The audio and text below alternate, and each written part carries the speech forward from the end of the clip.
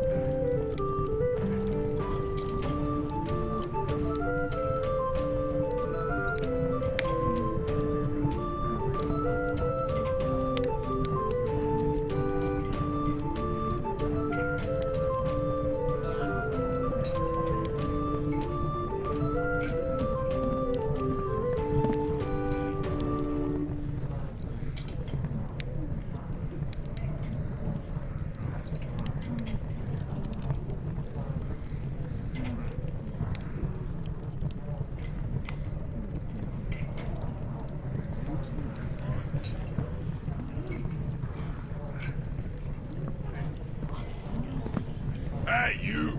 Leave your axe at the door.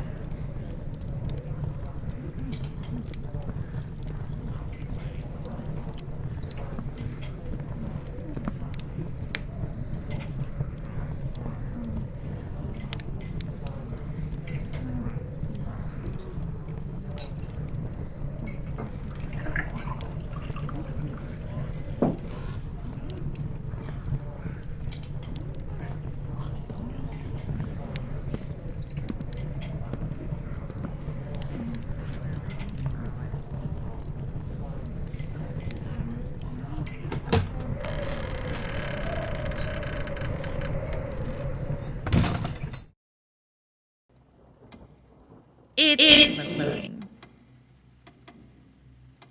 Oh, me. I'll just stay here. Alex, are you recording? Okay. I'm gonna record that. Prepared for it, because I had to. Close all my things. Close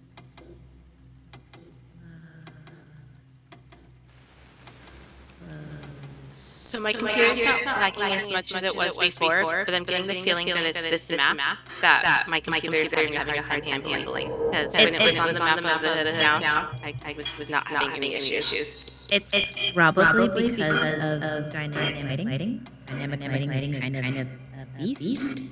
Mm-hmm. So that's probably why. Okay. Hopefully I sound okay. You sound fine.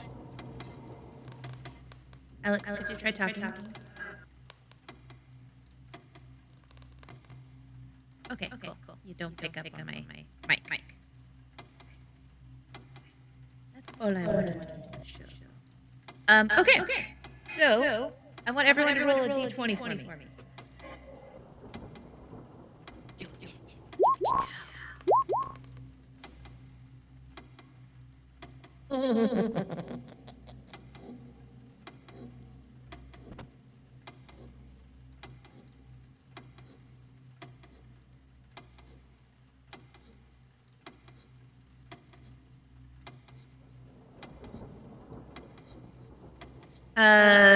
Mr. G, what's your roll?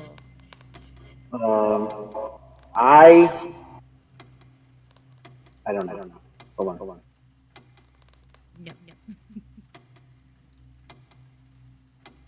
My role is Traveler. Traveler? Yes. Okay, think of a number between 1 and 20. Oh. 12. Okay. Alex. It's okay. Like, do I sound better than I did earlier, or is it worse? It sounds like you're talking through a tin can, but it's fine. Awesome. Alex, summarize what happened.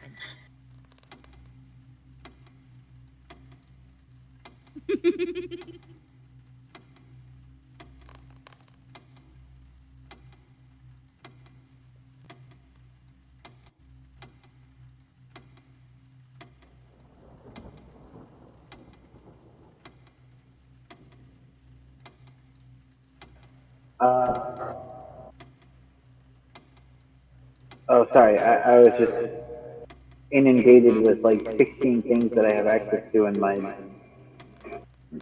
info thing or whatever. The abandoned house finds, the storyline info, like all this stuff. I wasn't sure if I was supposed to see it all.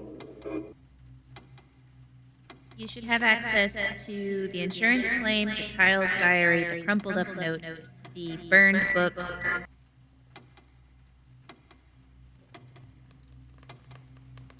Those are the things you should have access to. And then the McLear, the cartons is fine. But anyways, Alex, go on.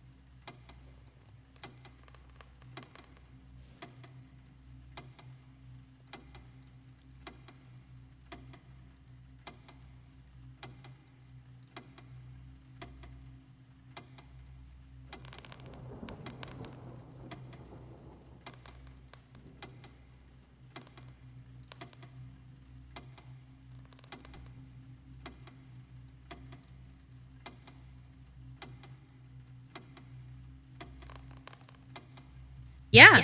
So you guys found a lot of stuff. A lot of information. You found an insurance claim letter. You found a child's diary, crumpled up note. You found burned book. One of you guys found a book on gauze, legends, and rituals that's got some cool stuff in it. You found a jeweled pendant. It sounds like you guys have a pretty you're close. Like you're really close to what you're discovering. The four of you are upstairs, talking amongst yourselves, sharing your clues, and you guys notice that someone is missing. Someone's not here.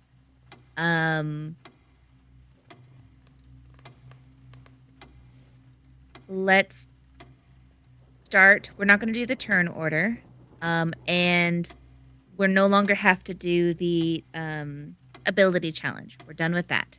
Okay, so I'll just request not actual. I'll request normal things, normal skills, or if there's skills that you want to try and use. Okay.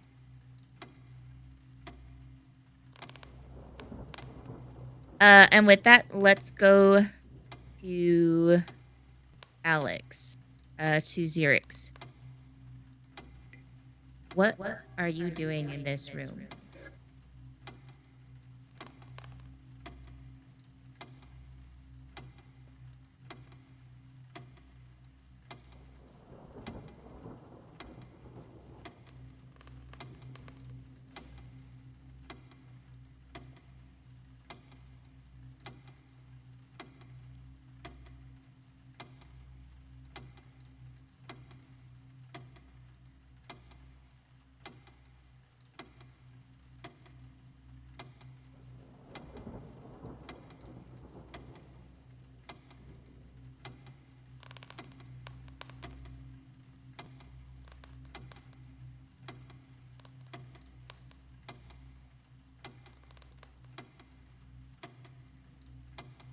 How do I move? How do I sort? What do I do? I don't know how to move the folder, Amanda. It seems to not let me do that.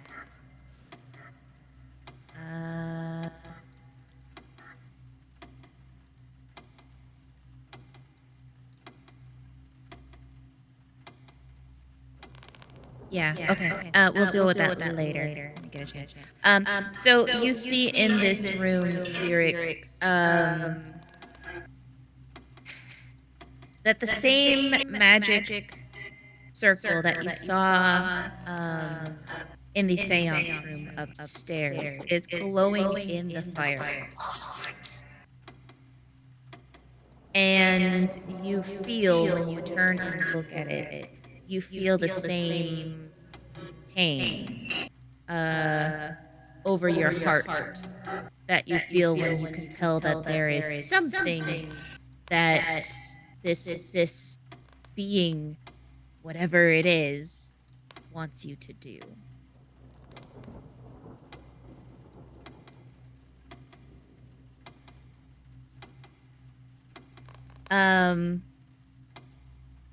What do you want to do? Do you want to go and take a look at the fireplace, or is there anything else you want to look at? Mostly just want to check out the... Okay. Can you hear me at all?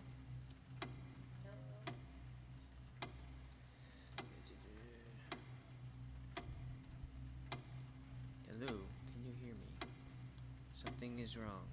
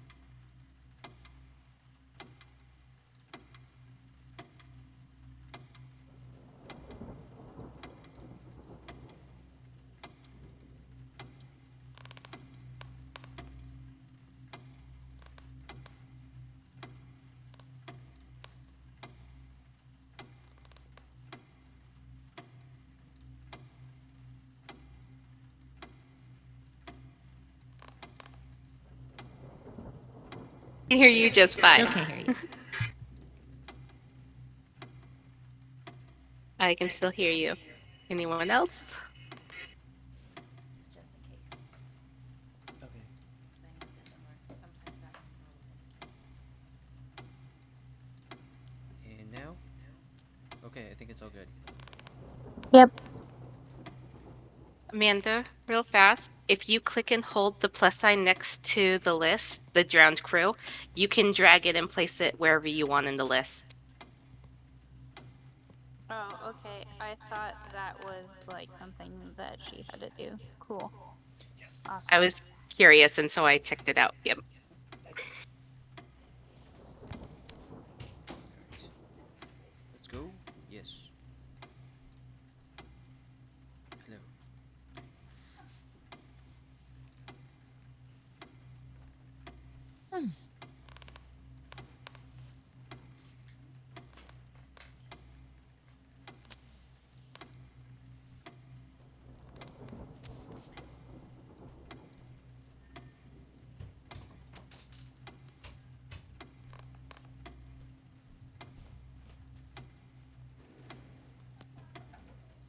The DM will be back shortly. I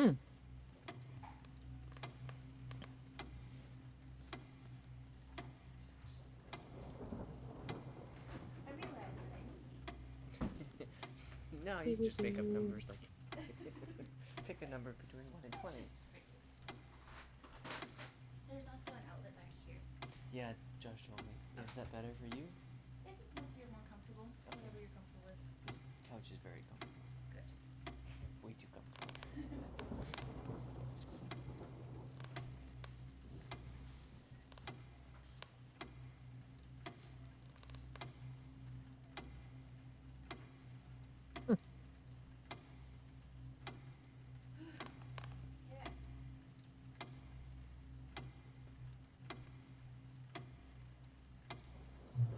Okay. We can hear him now, right? Yes? Yes. Yes. Yes.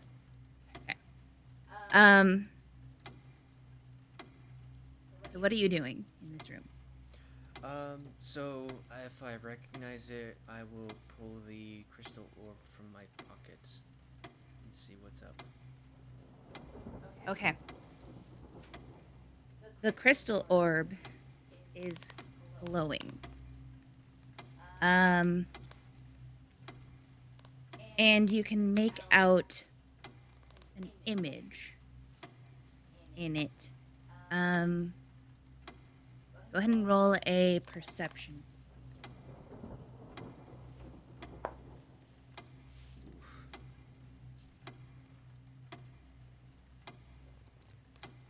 Eight.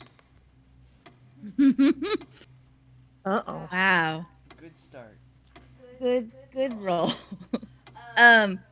You cannot tell if this is a box or I mean it looks square and it's got something on it. They are also square, but you can't quite make out what this image is.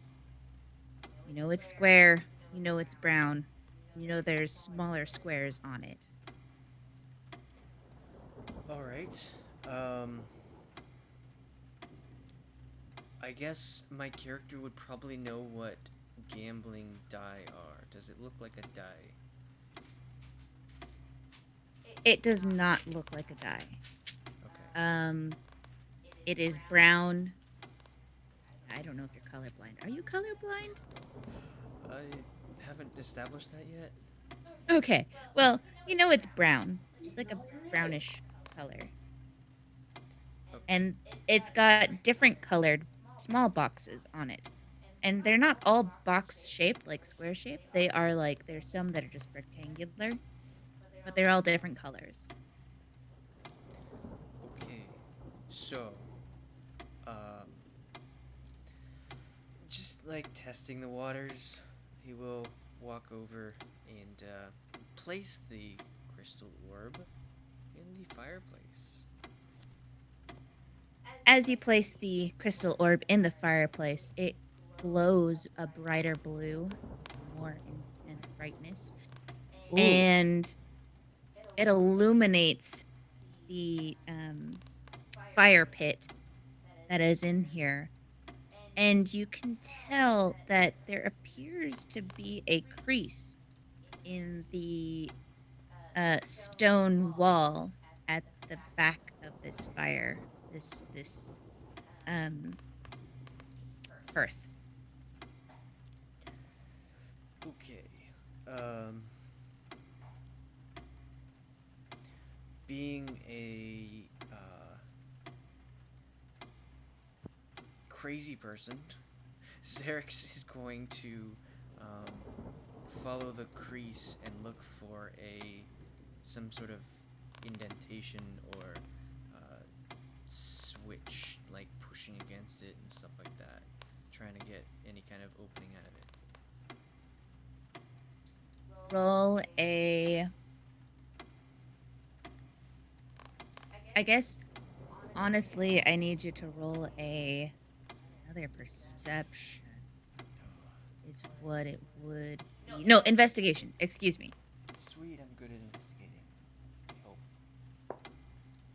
Oh, nat 20 plus 5. Okay. Nice. All right. What's that?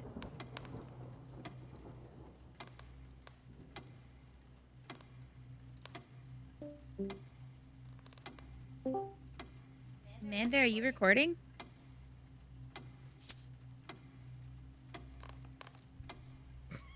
Oh, there we go. Nope, not anymore. You saw nothing. I have it set on my phone because my computer doesn't like my cousin's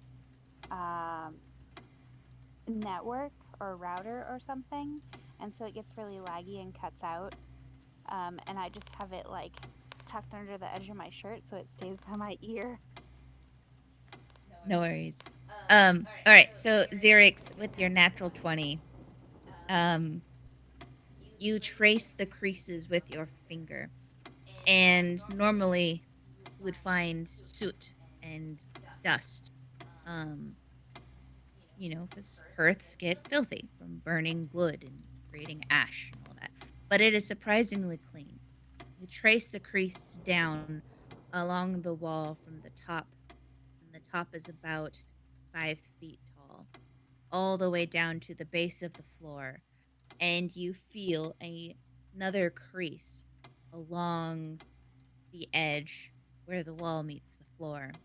And then you find a second crease that goes up 6 feet.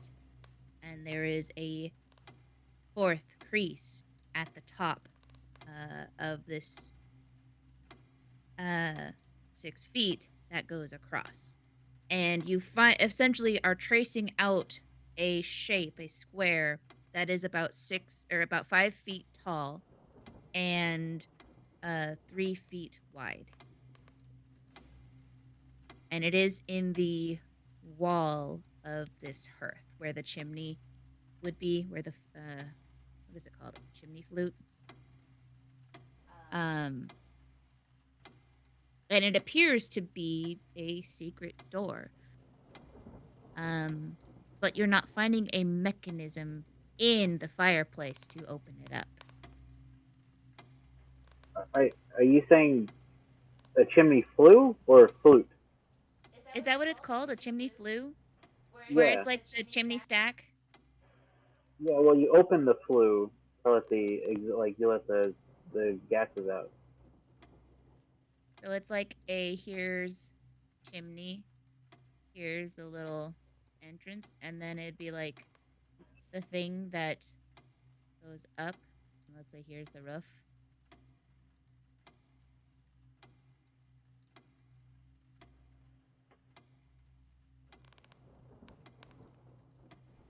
So, then I will press on the. Sometimes you can push against a door and it'll just like trigger that way, and then mechanisms will activate and move. Um, that since I can't find any other triggers in this room, What is? I guess I'll go upstairs if pushing on it doesn't work. Okay. Yeah, you push on it and you can tell that there is obviously some sort of mechanism that opens this door. You can't just brute strength this. But you can feel that, like, yeah, there is something here. I just don't know how to open this panel. And it's obviously not just like they were super strong and just pushed it out of the way and then pushed it back. So you're heading back upstairs? I will grab the crystal orb and head upstairs. Okay. As you grab the crystal orb and walk to the doors, this magic circle fades away.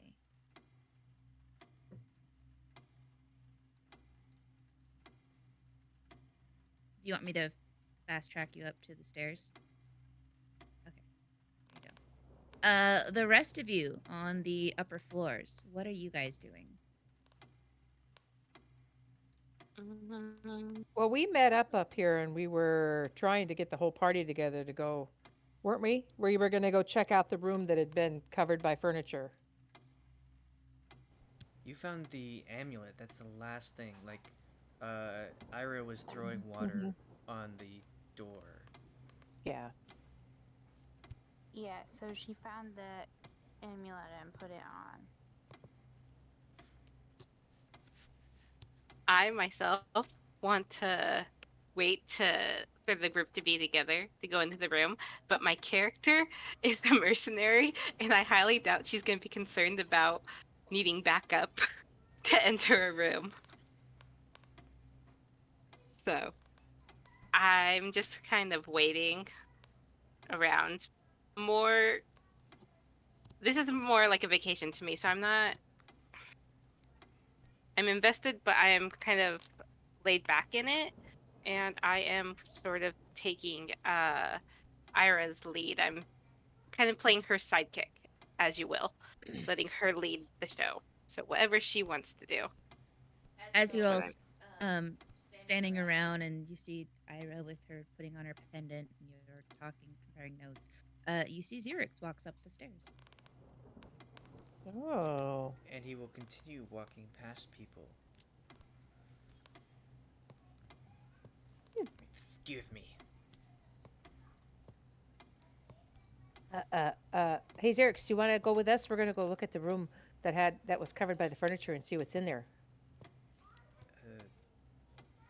Sir, are we doing that finally? Is that finally getting done?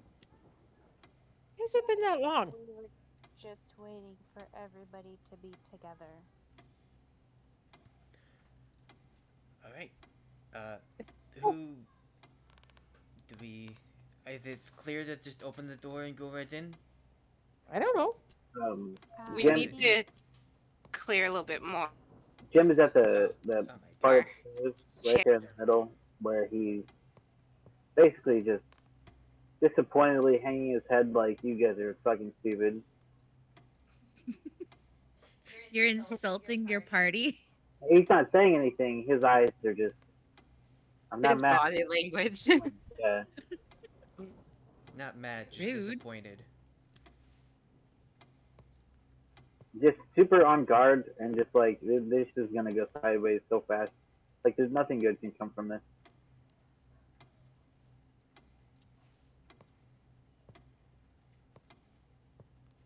Let's Okay. get started. I'm going. Yep. Off we go up the stairs. I think there was still a chair that we needed to move that was tucked under the door. There is, yes.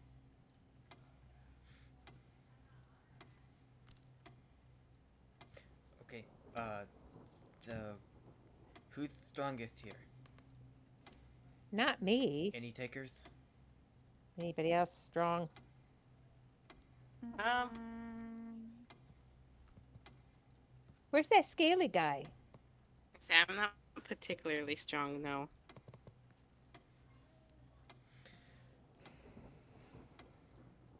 My job is more about stealth.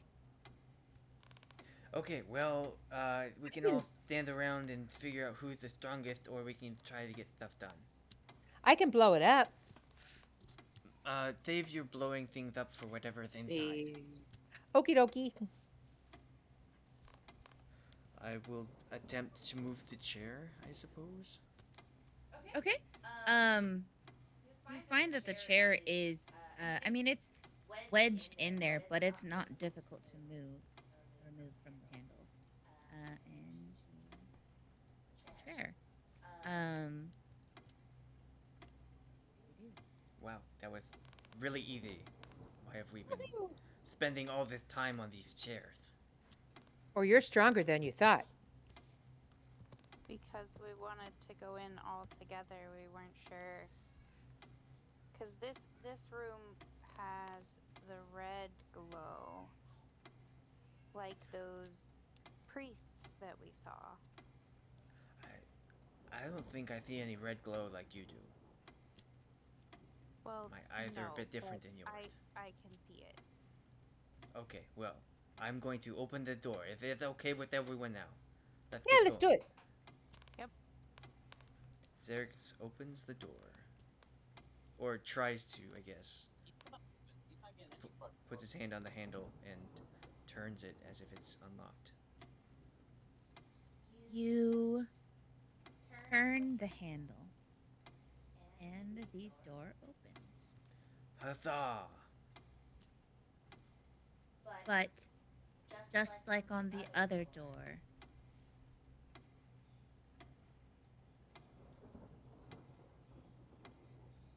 you are met with a large wooden object, a large wooden panel that appears to be blocking this entranceway. Jim has been Who? like walking down the stairs, kind of like peering over, looking at the door, and when he sees that they can't go into the room, he just says, "Oh, thank God." Nice. Everyone up here, I want you all to well, I guess actually technically, Mr. G, Geldloth, I need you to roll a perception for me. So you are farthest away. Down stairs.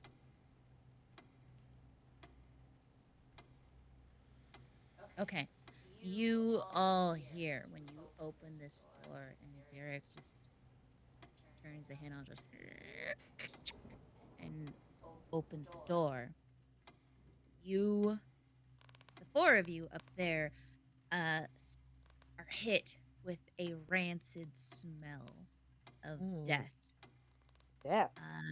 and decay. Ooh. And you all hear the same high-pitched screeching sound. The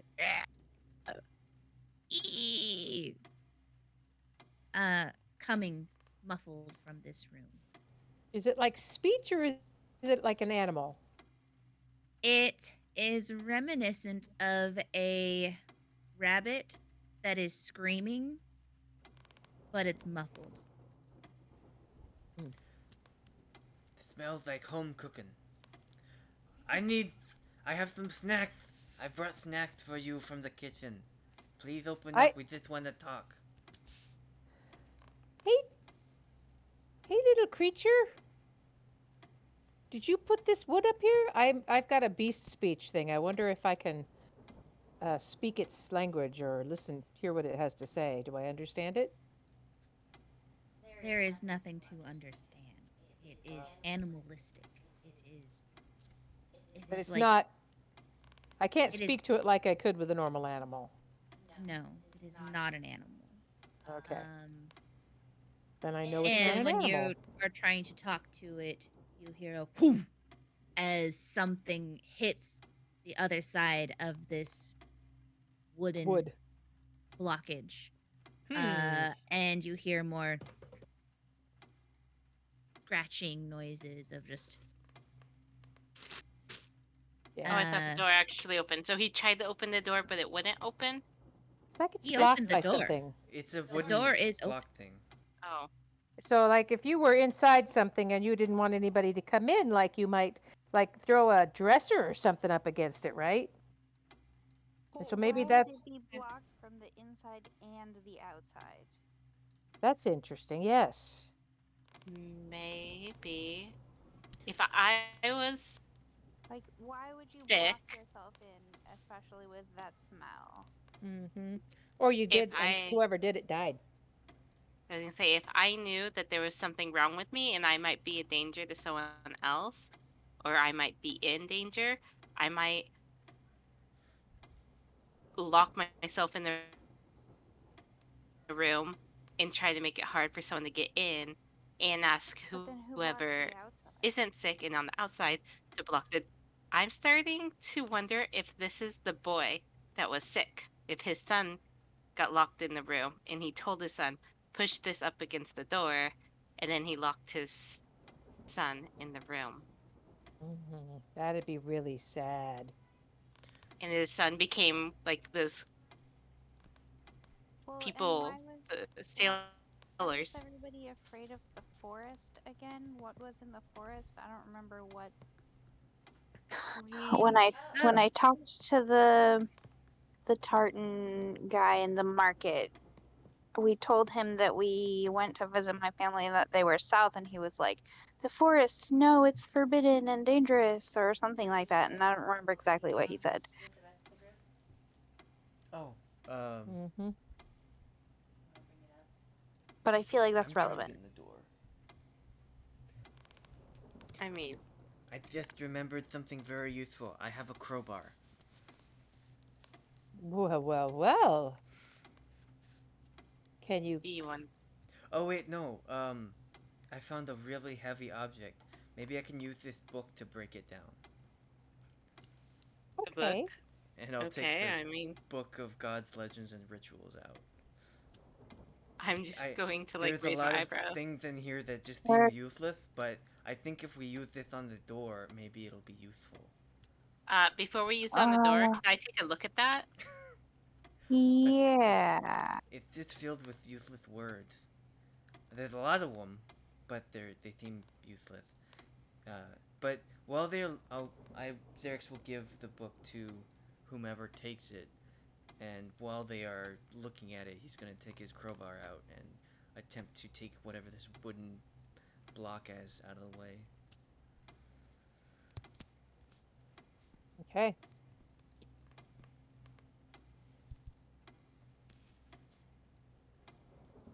So you should all have access to the book. Yeah, good luck reading all of that. It's gonna take a while.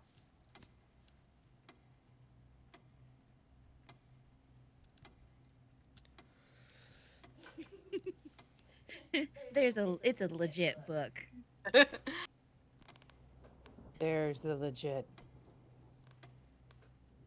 And that it says you open the book up to a section that has stains and bent corners. You notice a page before this section has been ripped out.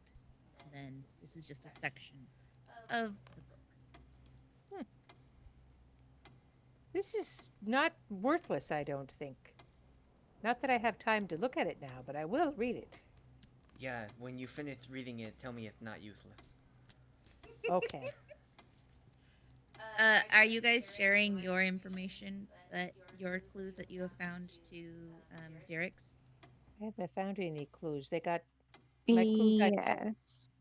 Yes, I haven't found any clues Xerix, either. have you found anything else? I happen to find this book, and I show him the history. So basically, not- everybody now has all access to the clues. The clues found so far. Yes. So we're moving the thing that's in between. We're moving the block. Xerix is attempting to, but people are reading the book, so he's gonna just busy himself with other No, things. I set the book aside. I'm not reading it right now. Well, yeah, but Ira and I'm Oh, gonna all insight right. seem They're to. looking at it. Okay. I'm gonna get an insight check on Xerix. Being that I know assassins, if this guild, which is essentially like a guild, the cult of the Deathstalkers, since they're trained assassins, it's very possible that I know of them prior to my arriving, if they're still active. Geldloth, what was that insight for?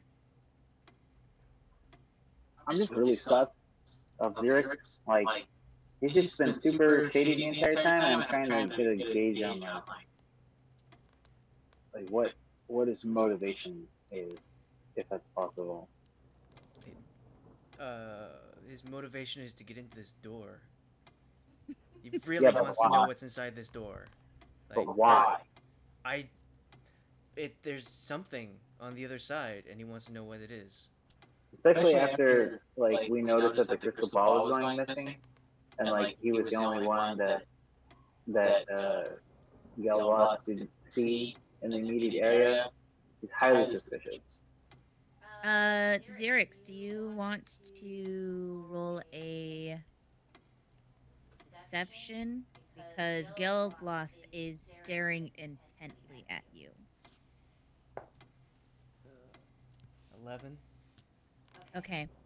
Um, Geldloth, you can't, like, you know Xerix is kind of a shifty guy. Yeah, like on the boat, he was kind of recluse, and in this situation, granted, you all just kind of split off into your own things, but you are definitely suspicious that, like, he is the one that kind of has been continuing to run off and explore the rest of this place on his own. And what else has he discovered? Because this is the first time he's given you guys this book, but he didn't mention anything before. Oh. That's what you're thinking right now, Geldloth. Interesting. Stupid wooden thing in the way, always getting in the way of the unknown.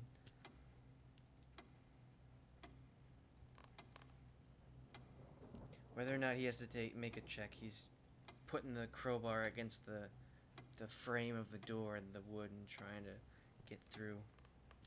Okay, More people I read. would like you to roll a athletics for me. 13. Okay. Is anyone else helping Xerix move this thing as I he am. wedges the Yes. crowbar I'm still underneath? standing near him, but I'm more interested in reading the book. Okay.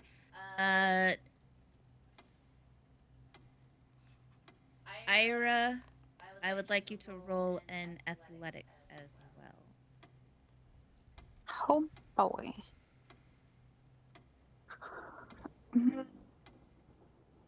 Athletics. Okay. Cool. I am helpful. A +3 is better than my +0. I mean, I also got a nat 20. Yes.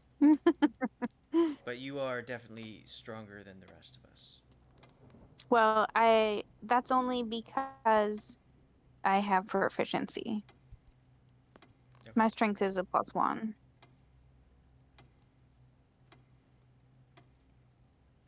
All right. So as Xerix wedges that crowbar underneath, and he's just like, "Come on, it'll get you open."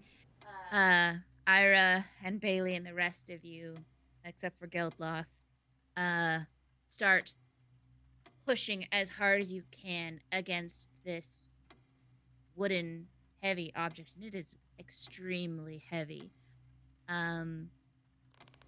But with the leverage that Xerix produces, you are able to tip it over, and it falls. Friend! And we see. And you see, as this thing falls, this creature in front of you. And it turns to to look at you and screams. "Ah!" Oh man, Discord doesn't like it when I try and scream. "Ah!" And it charges after you. Scorching ray. Roll initiative. Okay.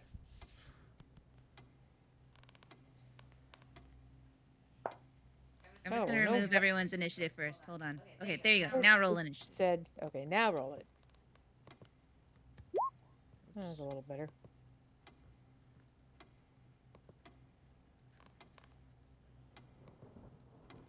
Give me a second. It is slow.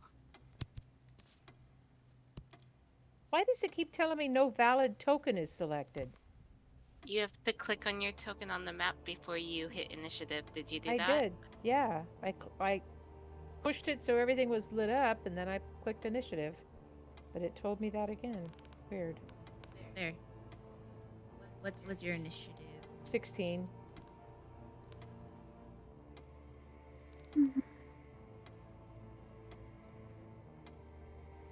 Well, that's interesting to share with the group later and point out. Geldloth, you as well. Roll initiative, I'm even though trying you're to. not. My computer is just super dumb. Oh, okay. I'll go ahead and add your turn in. I'll just go your initiative for you. How's that work? Oh, you got it in there. Good job. Wow. Proud of you. Ouch.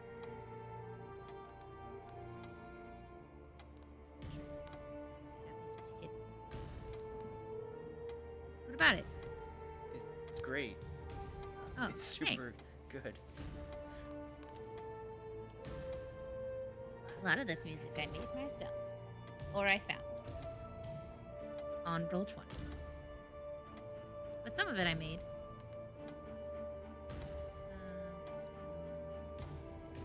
Okay, cool.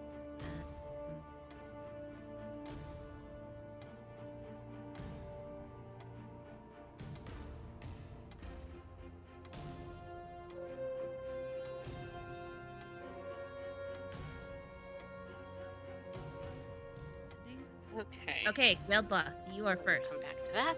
Whoopsies. I am first? You're first. It says you got a 19. Oh. He has a 19. He got a 19 for insight. That was weird. It was like it put him in the turn order though. Okay, so this creature's first. This creature is going to lunge at Xerix here. You offered him snacks. He's gonna come for snacks.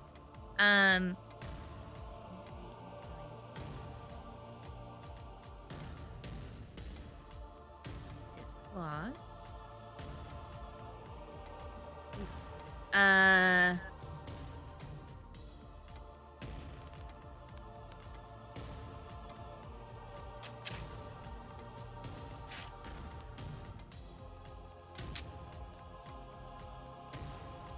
All right.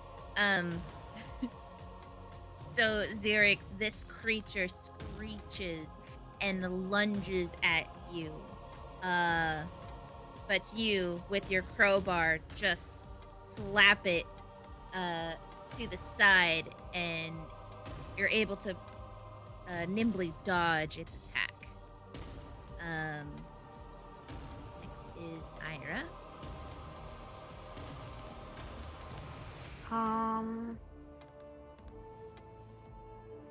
Can I reach it? I'm assuming. Yeah. Okay. Yeah, you can reach it. You can reach it, and Bei-leigh can reach it.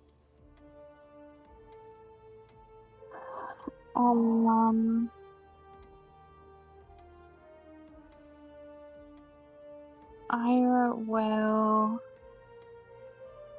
How many? 3 creatures. Cast Blast on us 3 that can reach the creature. And then how do I turn that on? Bless. Before she'll look through the monocle at the creature and what she can see of the room before tucking it safely away. Oh, so you're gonna use the monocle? Yeah, just like real quick glance, see if everything is Everything red. is bright red, and these creatures appear to be the source of the light. The creature is just glowing red, and as you had seen, it tried to attack Xerix, and he like blocked the attack with his crowbar that he was holding. You see that brief encounter, that brief contact of the creature and the crowbar even briefly flashed red before it dissipated. Interesting. Okay. And then she just blesses herself, Xerix, and Bei-leigh. And I think that's it. Okay. I don't think I can move, so. I mean, you could move past Shadow. You can move past your companions. They don't block you. They're not enclosing you in. Yeah, but So you could I'm go just into gonna this stay there. corner. Okay. All right. Next, we'll go to Bei-leigh. Can I move like here That's it. without? Can I Um, move there without getting an attack no. for opportunity? You would I get an can't. attack of opportunity. Okay. So you So- can take that attack of opportunity and get into the room if that's what you'd like to do, or No, I'm gonna. You I don't want to can- get hit. Okay. I'm gonna do Scorching Ray. And it's three rays, so I'll hit this guy with all three. I gotta turn the music down because I can't hear. So 2, 3. Okay. Those all hit. Okay. Roll those That's damage.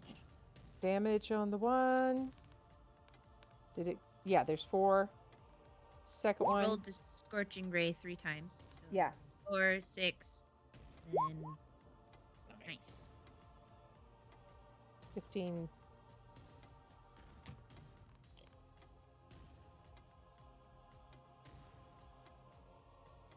Okay.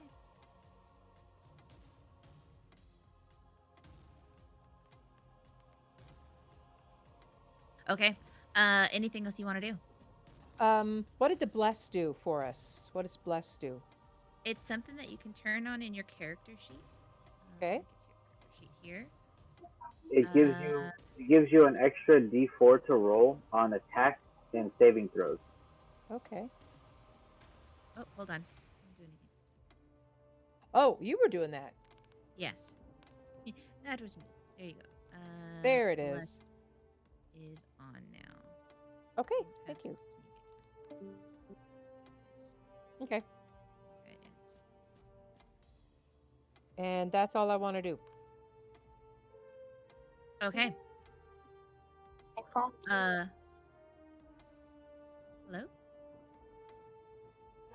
Oh, Amanda, like her desktop or her laptop and her phone keep getting kicked off, and meanwhile my phone and my laptop are totally fine. Oh, weird. Okay. Shadow, it is your turn. Okay, so, I've been trying to think about this. My best attack is with my rapier, but I'm not close enough to use it. And I'm kind of thinking I want to get closer and cast Bane on the creatures in the room. So let's see here. We'll move myself and see if I can see both of them if I stand right there. And I know.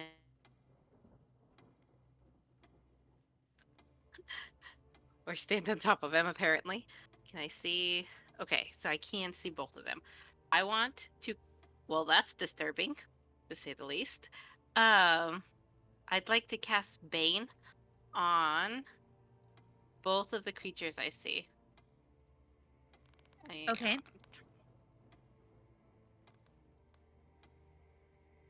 So hopefully that'll help us.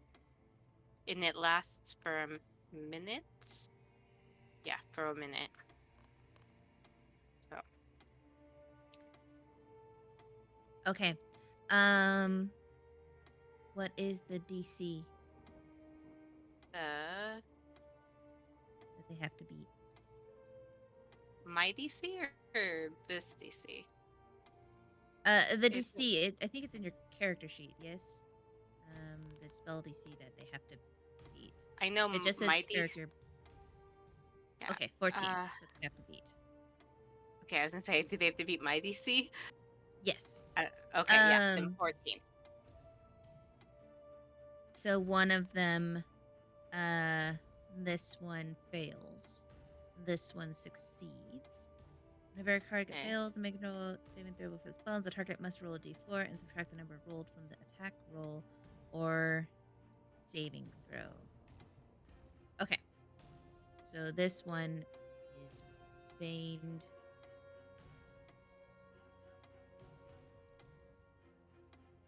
With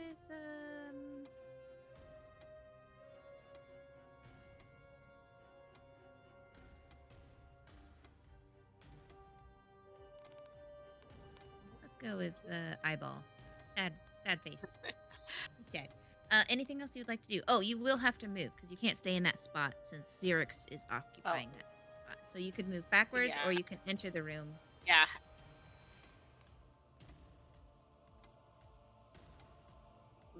Backwards for now. Okay. All right, Xerix.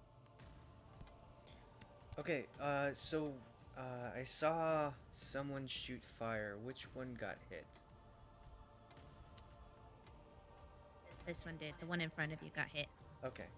So, since we are in agreement that we are attacking that one at the current moment, I'm going to cast Suggestion on the one further back to ensure that it doesn't interfere. I will link that.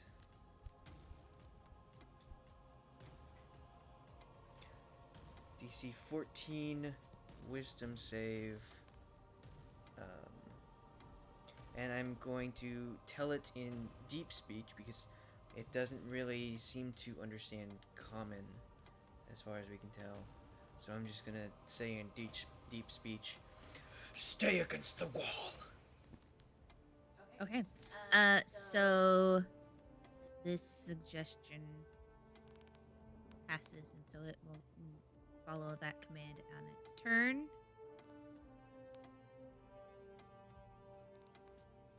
Yes, it did. Not the one in the. Oh, That's yeah, what helped it. That's what helped it. Or not succeed. Excuse me. Your spell succeeded. This thing failed. Yes. The D4, the Bane, is what made it fail.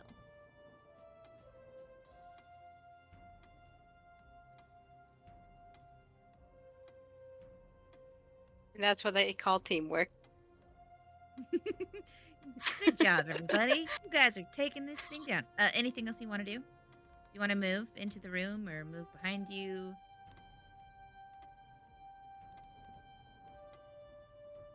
Okay. Go ahead and move your moves.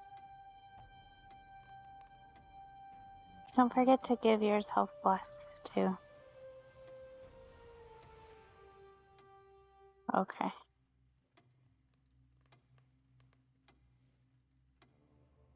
Yes.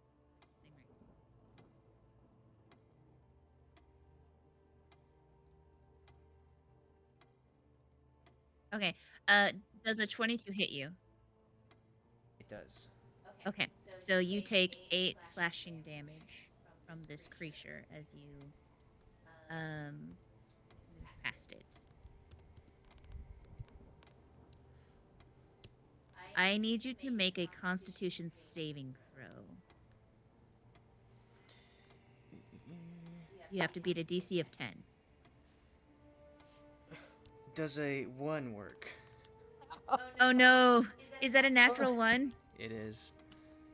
So as you move past this creature and its claws just gash you in the arm, you get to here in your spot when you feel yourself start to go numb and you are paralyzed for 1 minute. Is this a disease or poison? This is a. So it says if the target is a creature other than an elf or undead, it must succeed on a DC 10 Constitution saving throw or be paralyzed for 1 minute. The target can repeat the saving throw at the end of each of its turns, ending the effect on itself on a success. I believe this is poison. It doesn't specifically say it is poison, so it would not be. If it is poison, then I'd be immune to it. Does it do poison damage? No, it's just claws. It's just a claws attack. Okay, so it's slashing. That's fine. I'm paralyzed then. Oh, paralyzing. I think that removes my concentration. Oh. So then the suggestion doesn't go through? It Or it ends. stops. Suggestion. Oh yeah, suggestion is a concentration. Wait, so would bless not apply to a save? It would, yeah. Did you roll your bless? Well, I got a 1. Oh, a natural one, but Yeah. It was a 1 plus 2, and then a max would be plus 4. So it would only be a 9 at most. I see. I had to beat it. Bummer. Yeah, so I'm right here. Be sure to put a counter on you for being paralyzed for a minute. Okay. And remember to make this Constitution saving throw. The bless is still on you, so at the end of at each of your turns, you can include it with your Constitution saving throws. Yeah. Oh, and you failed that. So yeah, that does affect your suggestion. So the creature that you had suggested to get back to the wall, it was starting to move, and actually its turn now. So it starts to move back, and then when it happens, the suggestion fades, and it actually comes up you back to its spot that it was at, and it's gonna move.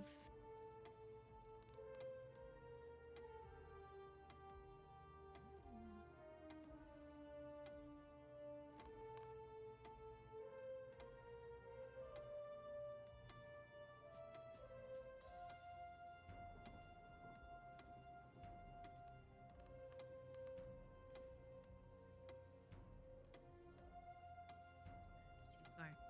It's gonna move to there. And it is gonna swipe at Ayre.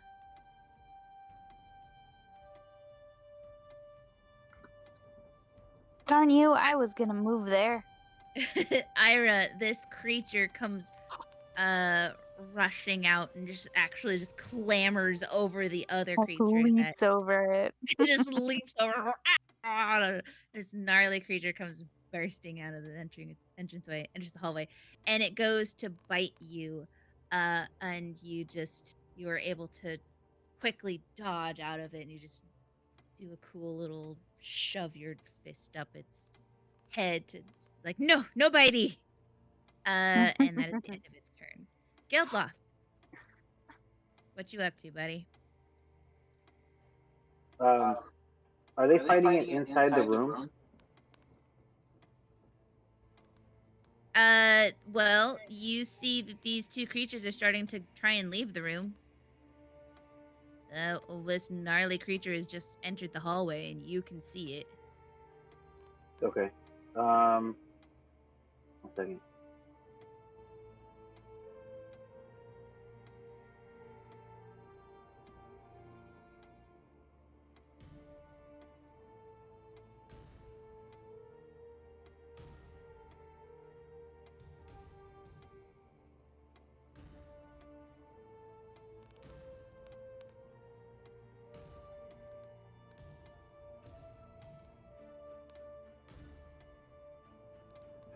Um.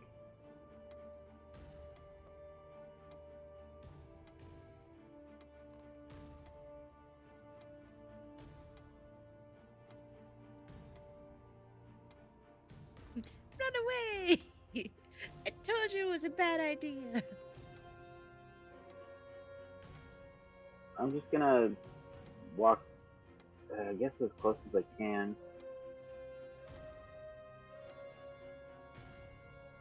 I get, yeah, I mean, I'm just gonna move up towards the top of the stairs and throw that chair down over the railing to my left.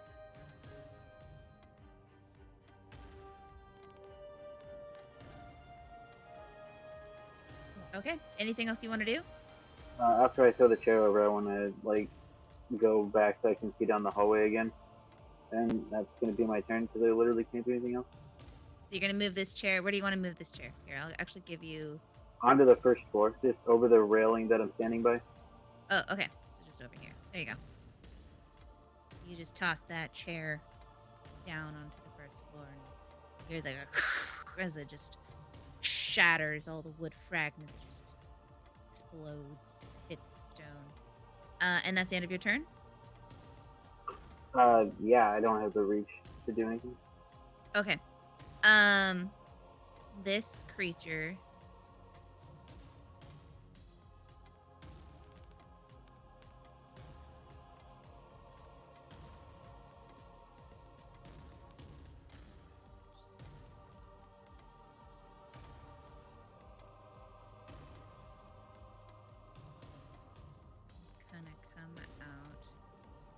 Gonna run here, and both Ayre and Shadow, you guys get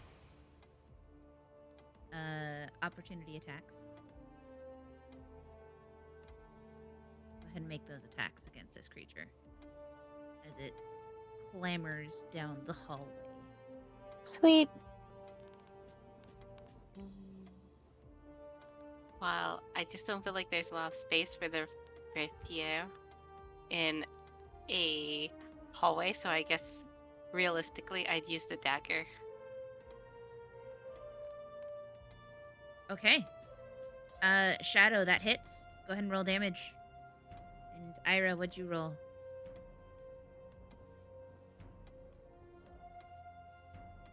That hits, Ayre. Roll that damage. Oh. A mighty 2!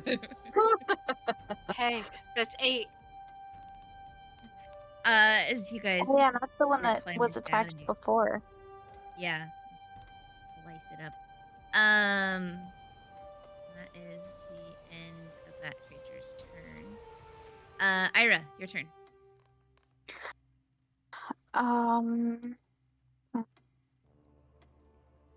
So we decided it wasn't a poison or a disease. Is that correct? Yeah, it's it doesn't say what it is. It's just an attack from their claws. Okay. I assumed it was poison, or maybe it is a disease. Maybe it's a disease. I think that's what it is. Porque no lo stuff. Because 1, I'm immune to disease, and 2, that means that I could use lay on hands to free Xerix, right? Yeah. 5 points of lay on hands to Yeah. cure a poison or disease or something else. Yeah. Oh, but would I have to touch him? Yes, you have to lay Yeah. your hands I to use have lay to on hands. literally do it. Would I be able to move right here without it being able to, like, extra attack me? Like, as I attacked it, could I just kind of, like, sidestep into the room? It will get an attack of opportunity, but yeah, you can get into that room. Okay. Yeah, I'll do that. Okay. What's your AC?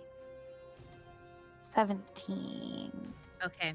It goes to try and bite at you, but again, you're just like, no biting. And it misses you. You are in the room. And it what? You are in the room. Okay. Cool. It tried to attack you and it failed. So then I use my lay on hands on Xerix to get rid of that. And I well, can't do that. Can I do this? Probably not. Oh, that's also concentration. Okay. Yep, that's it. Okay. Next is Bei-leigh. Bei-leigh, don't forget to turn your bless on. Bless should is be on. on. Scorching ray. I still can't get past that guy though without a back tack of opportunity, so he gets all 3. This guy right here gets all 3.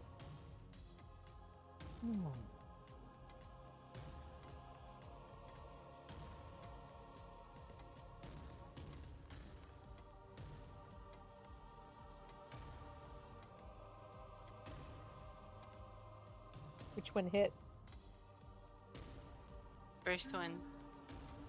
Let's see here. The first one hit. So go ahead and roll that 1 damage. So Okay. You're hitting it on this one here? Yeah. Nope, just 1 damage. Okay, 8. Wait, Well, hold we're on. both- I'm 8. Yeah, only the first one hit, so 8. Okay. Even Anything with else you that want to do? bane. Oh, that's right. It has to. Well, I mean, Bane doesn't affect its AC. Oh, okay. That's only when he does the It's only the when he attack tries and the save. to.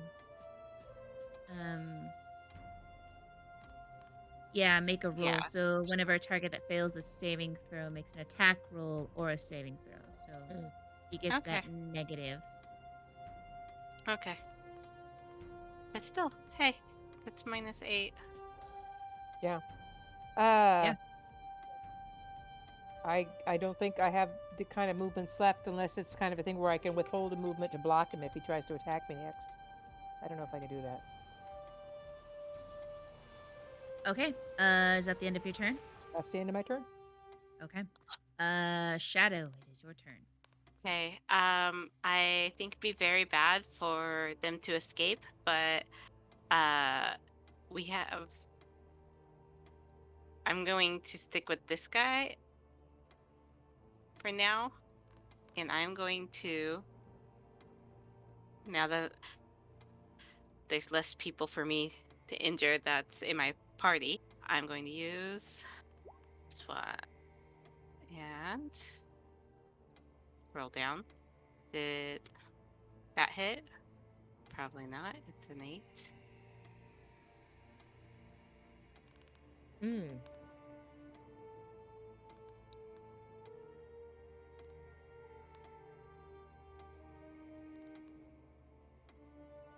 I'm guessing if you're 1, 8 plus 3 didn't hit, that my straight 8 doesn't hit, which is sad. Yeah, the 8 does not hit. Okay. Anything else you'd like to do? Do you want to move at all? I wanting to stay right here so that I can I don't know. Oh, hold on. What? Hold on, Shadow. You guys have this creature flanked. Yeah, Ooh, we What does do. that do for me? It means you can roll another attack. You would get advantage.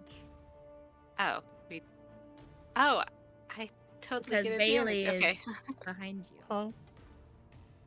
I I always mean, forget technically, you about guys that. have this thing cornered. That hits. Yay! 5 more damage. Okay, nice. Is there anything else you want to do? No, I still want to try to block him. So I'm I'm moving back and forth trying to block him from following his friend. Xerix, it's your turn. Okay, so so I would like to cast Misty Step as a bonus action and teleport to the room opposite this one. Okay. Well, that's handy. Now you guys got this thing pinned. Yeah, and I'm going to attack it with my rapier.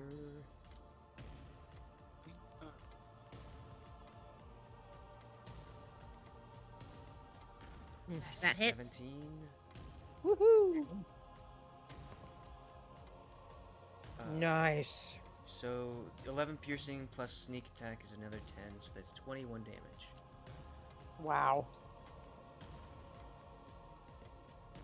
Okay. Anything else you want to do? What? He didn't kill it? I'll just hang out here. That one hasn't been hit except for once, I think.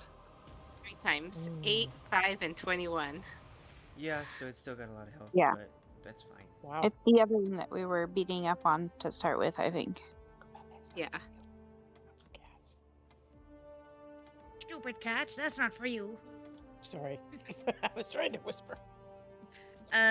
This creature is going to try and swipe at Shadow. Okay. Does an 18... Hold on. Yes, an 18 would hit. So does a 16 hit? Yes. You take 8 slashing damage. And I need you to roll a Constitution saving throw. With a DC of 10. Minus 8. Slashing. Damage. Okay. And I don't have any advantage on the saving throw, right? The advantage. Oh, you're not blessed, are you? No, I'm not blessed. So it's just regular. Yep. Okay, and you said which one? Constitution saving throw. Okay. Okay, nice. This creature slashes at you with its filthy claws, and you feel like a burning sensation, but you shake it off. It doesn't. I don't take the 8 slashing, or I do? No, you do take the 8 slashing. You just don't Okay. get paralyzed. Okay. So, Well, at least Geldloth, there's that. this creature, you were trying to, you got that chair out of the way, and this creature comes sprinting past your allies down the hall. Past you.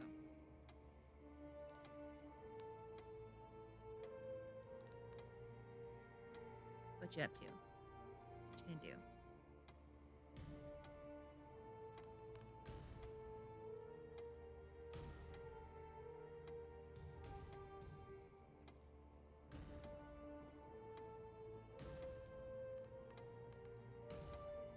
Geldloth?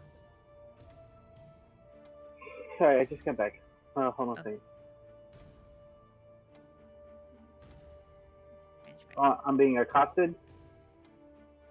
This creature came sprinting down the hallway and is trying to get past you. Oh, okay. Well, in that case, I would move over in front of it. Thank you. I'll get more later. Like right there. And then the mouse.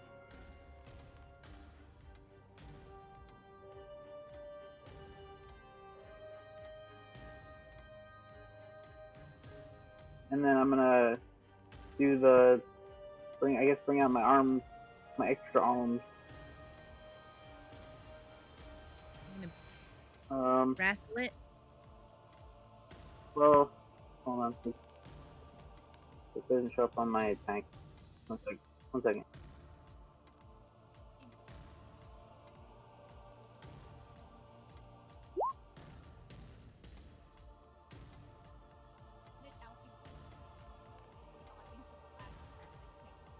Yeah, so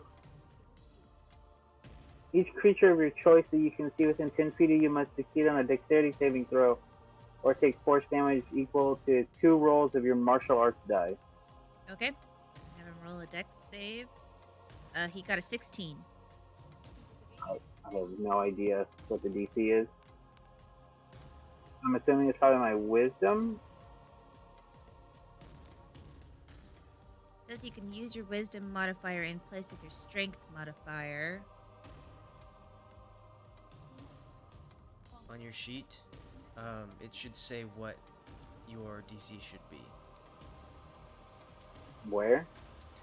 So under key, if you have that on your character sheet, it should say that any DC follows this code, this math.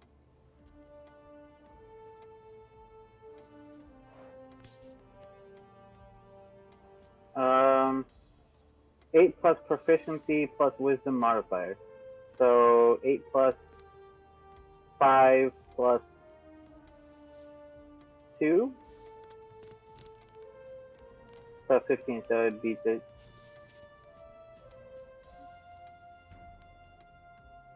So it succeeds?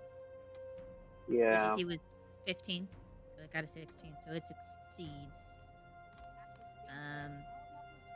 Are you attacking it? I think that's my... it's a bonus action. Sweet.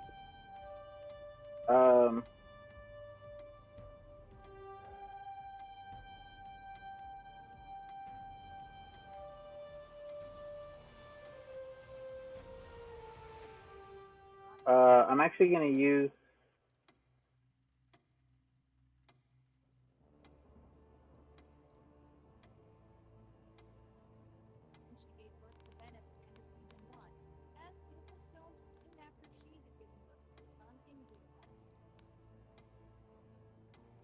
I'm going to use my...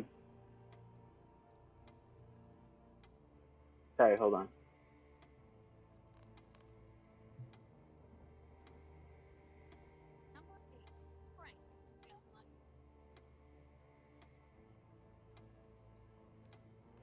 I'm going to try it anyway. I'm going to use my breath weapon. So it's a DC of 8 plus Constitution plus Proficiency, and takes 2d8 force damage.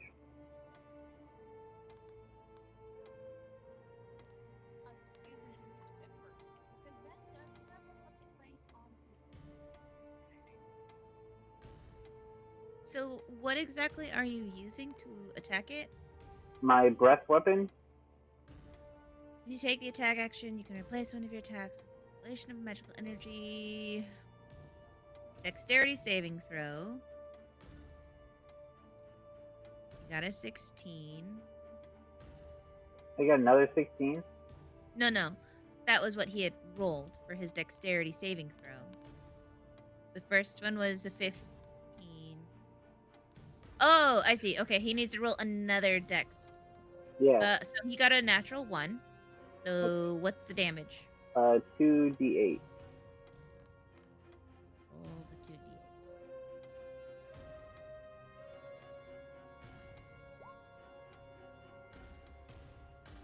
Okay, so he takes 9 damage.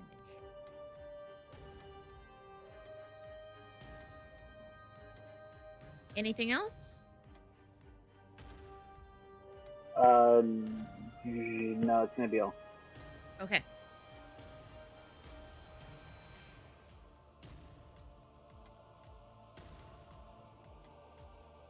Okay. Next is this creature, and he is going to swipe at you. What is your AC, Geldloth?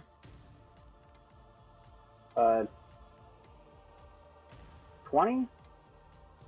You have 20 AC? I don't know. Hold on. Oh, this is a monk. It says 20. Is that right? Well, I was looking at it. That's the page I was on. Because you have a It's plus. hard to hit. You are a monk, so it's Dex plus Wisdom. Dex is just a 20, so it's a 5.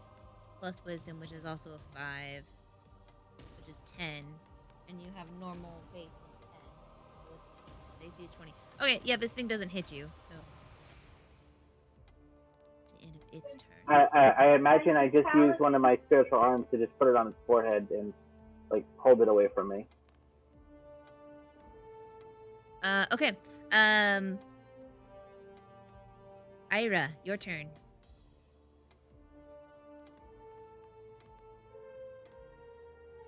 My turn.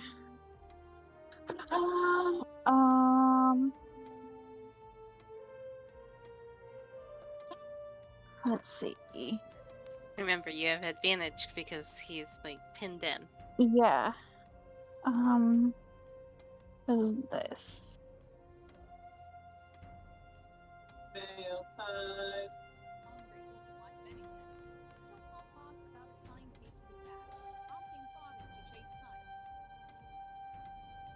Okay. sounds like commercials. There you go. I got it fixed. Stop. If I were hypothetically to push this creature into Xerix, would Xerix also take damage? I don't know. I guess it depends on what exactly you're trying to do. Well, so one of my channel divinities bolsters my attacks and it lets me like push them away if I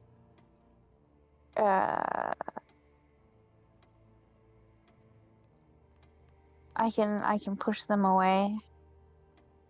But if it runs into another creature, it takes additional bludgeoning damage equal to my charisma modifier, it says. I mean, you're pushing it away. Does it have to be pushed a certain distance away from you? Because it would probably just says bump into Xerix, and Xerix would move back. it just says up to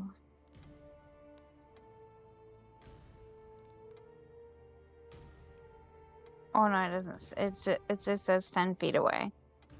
Okay. Is there anything about it? Do it. I can take it. Just do it. You can choose to push the target 10 feet away from you.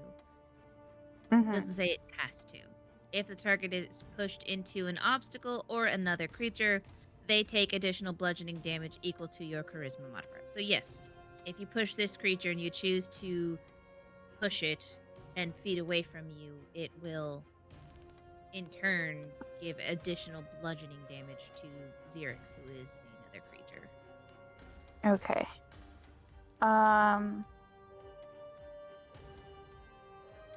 don't think I want to do that anyway, because then it would be in that room, and right now it's just kind of like surrounded, so.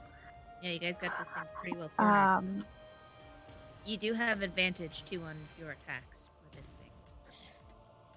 thing. Yeah, but I don't think I have the extra attack until I'm level 5. No, it's not an extra attack. It's just you roll with advantage to try and hit it. No, I'm talking about it's a paladin thing. I see. And this is why I don't like melee characters, because I just feel like they don't do any damage.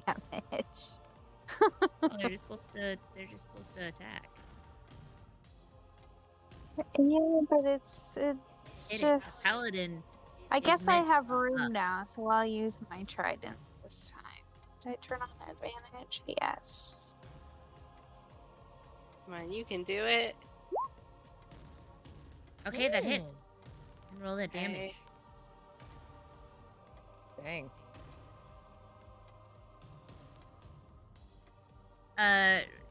You prod this hideous beast trident, and it's not looking good. It's a little more oozy. It's kind of falling apart. It seems to be not as aggressive as it was. It's kind of wobbling a little more. Bei-leigh, your turn. Yeah. Well, I'm gonna do the Eldritch Blast. I guess I do it with advantage, right? Yes. Okay. That's what I want. It would actually be disadvantage because you're trying to do a ranged attack. Oh. Oh. Then I'll So do Scorching Ray. Is that a ranged attack? It is not. Scorching Ray is also a ranged attack. Is it? It worked when the creatures were in the room because they were far enough away from you, but when this thing's right up in front of you, you got What if she's really far back when she casts it? If she can move backwards, or she can just have a normal attack. So a disadvantage ranged attack and flanking would cancel it out, so it'd just be normal. Can I move back this far? I can move back 10 Yeah, that feet. should work. That's Okay. 10 feet. I'm going to step back 10 feet and then hit it with my Scorching. Take an opportunity attack from Do I still get advantage? moving out of 5 feet. You would just be normal. Oh, I don't get the advantage? You don't get the advantage. The advantage is only for really close combat. Okay. All right. Well, all right, fine. Scorching Ray. I'm liking that spell. Because the ranged attack would technically hit the party member, right? It's a 20, a 16, and a 16.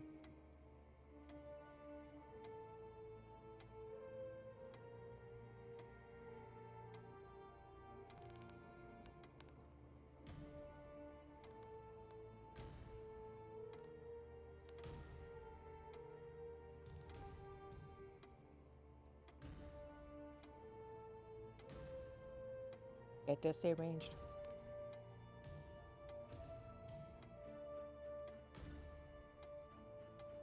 Yeah, it's a ranged spell. Yeah, it does say ranged. That's fine. 2 16s and a 20. It is a third Scorching Ray. Yes. You marking your spell slot? Yep, that is 3 of 6 I've used.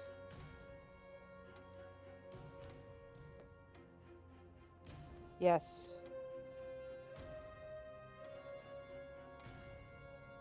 Yeah, Well, you how only. Nope, stop moving it. We're looking at your spells. Oh, all right. I didn't know you were. Yeah, you only have 2 spell slots, so you can't cast this a third time. Okay, you'll have to show me what I did wrong then when I was setting up. Yeah, you can Yeah, use your I have that. cantrips unlimited amount of times. It's these spells. So you would have but I a can't number here that says 2, and then there's the 0 that you can move up and down. Those are your spell slots. Wait a minute. You can explain it, and I don't want to take other people's time. Explain Okay. it to me later, okay? I don't want to take other people's time. Obviously, I got it wrong. But, fine. Then never mind. So you can cast the cantrips, the Eldritch Blast, the Mage Hand, Mending, the Ray of Frost. When you're wanting to cast spells, always go to your spells page. I do. I do. I look there, decide which one I want, and then I use it from this end over here. But can I cast them from my spells page? Yes. Okay. I always find it preferred. All right, so I'll do the Eldritch Blast.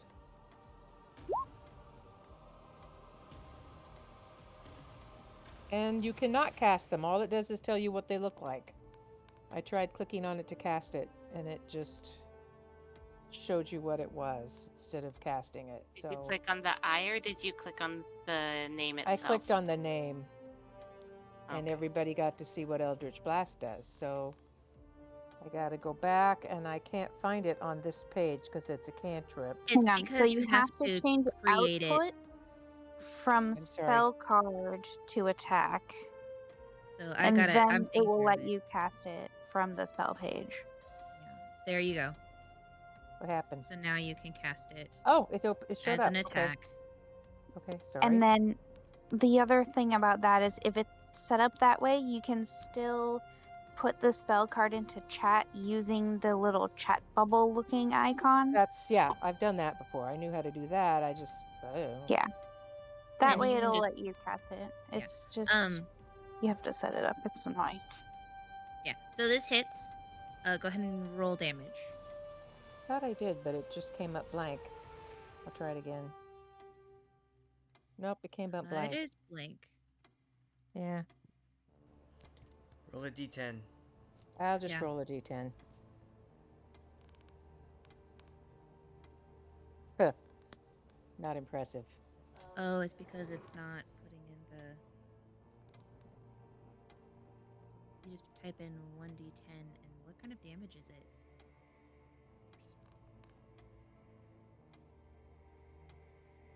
There, that 1d10. should have fixed it. Okay, so it's taking 2 damage. Yeah, there's nothing. It's Okay. worthless. Jesus. Okay. Shadow, your turn. Okay, so let's see here. Might as well stick with what's working for me at the moment. Hopefully this guy dies soon. Oh wait, no, that's not advantage anymore. So the 10 would be my first roll, right? Because I'm not It's flanking. still being flanked by me and Xerix. Doesn't that count? I'm sorry, what was your No, question? it's not flanked anymore because I moved back, and so it wasn't flanked anymore. So, I mean, I wouldn't have advantage because I'm not flanking with someone. Only Ares and Xerix would have Yes. advantage. That is Okay, correct. so the first roll was Wait, a 10, really? right? Yeah. I thought if it was flanked, it's just flanked. No. It has to be. Uh-huh. It has to be You have to be basically actively, adjacent. yeah, you have to be actively involved in the flanking of it, was my understanding. I will give an opportunity for Bei-leigh if she wanted to Stupid. move at all Oh, after your attack, but that's on no, you. If you. I'll stay back so he can't hurt me. Okay. So that 10 does not hit. Okay. Yeah. Okay. Anything else you'd like to do, Shadow? No, I'm gonna stay close so that I can try to hit him again if he doesn't go down before my Okay. next turn. All right, Xerix. All right. It is your turn. Now, more fun rapier types. Thoughts total. All right, I'm going to attack with my rapier. Total. Thoughts for me. Once more. That hits. Okay, just Those both will. just checking for. I didn't turn on advantage, so just checking for a crit. So the first one is 18 piercing. Hold on. Describe how you slay this creature. All right, so I just wanted to be friends, and it just really didn't want to stick around. So I put my signature X into it and poke it a couple times and like watch if it bleeds out or not. If there is blood that exits. This creature falls to the ground as black ooze weeps out of its wounds in this freshly marked signage that Xerix has put in.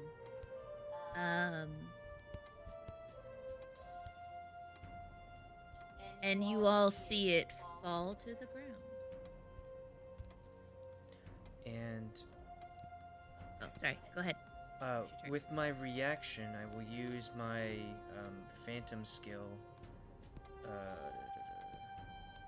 Wails from the Grave, and do a d6 necrotic damage to the one down the hall. Where's my d6? There we go. 2 necrotic damage. Slap this thing in the back. riled up the spirits to get them to do necrotic damage. Is that what happened? Some wailing came from my weapons and went to the other one. And I want to follow it. 5, 10, 15, 20, 25. That's far enough. And I will bonus action stab it with my offhand dagger. You do have advantage as you approach this creature, because Geldloth is confronting it right now, slapping it around with his phantom limbs. Offhand short sword, not dagger. That hits. It's only 2. I didn't do the sneak attack, so 2 extra piercing. Okay. Awesome. Is there anything else? That's my entire turn. Okay.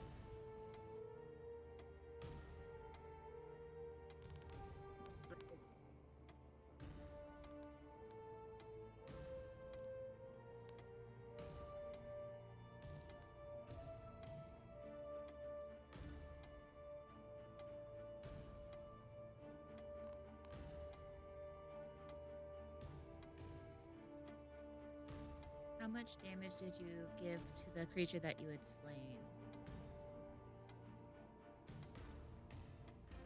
Yeah. One that you had murdered. It was like 18 or 19.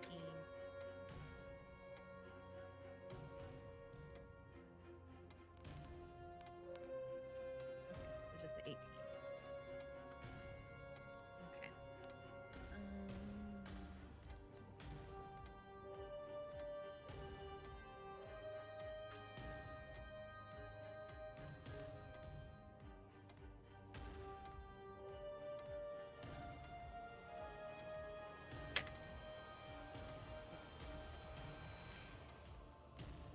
Yeah. All right. Cool. That's it for him. Geldloth, your turn. So the guy I'm attacking is being hacked from behind. Yes. Xerix. You are slapping this beast around when Xerix comes running up and sneak attacks it from behind in the kidneys.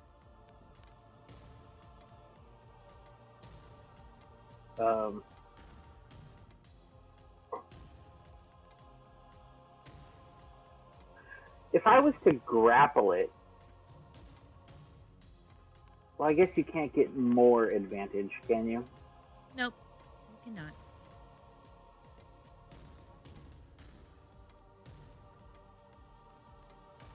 Can I try to knock it to the ground? That's what you want to do. Well, I mean, that doesn't do anything, because it can just get up the next turn. Yeah. Come on, Xerox, how come you can't go before it? Xerox. I know! Why do I have to be last? Why do I have to be last? Because that's what you rolled. Yeah.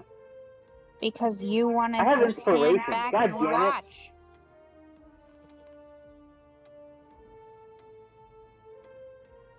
I'm just gonna...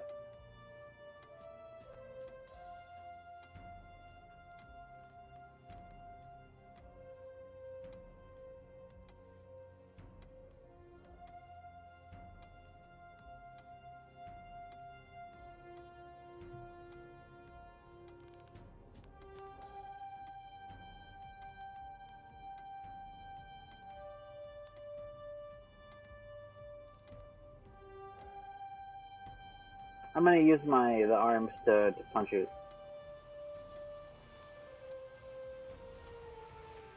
Okay, punch it. Roll that hit. You gotta beat a 15. Trying to figure out. I need to work on like my attacks because I only have quarterstaff and unarmed. Well, yeah, you're a monk. So you use either quarterstaff or unhindered. Slap it around. And don't you have a multi-attack? No, I You have don't. advantage, too. You can hit it as an action, and then unarmed as a bonus, and then spend a key for another unarmed. So you can hit it 3 times in a turn.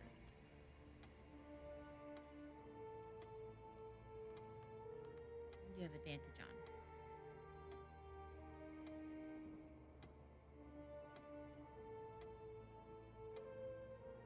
on. Oh, well, okay. Well, the first one would be a 20. 17, that hits.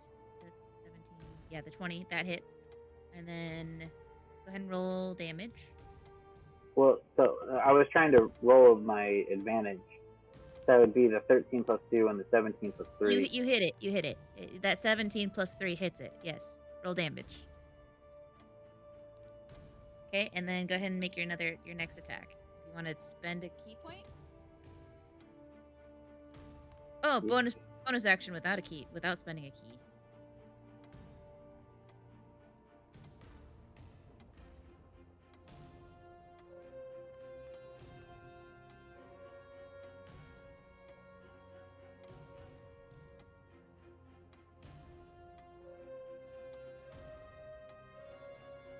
Well, I think it's a bonus action to summon them. No, you can do Flurry of Blows.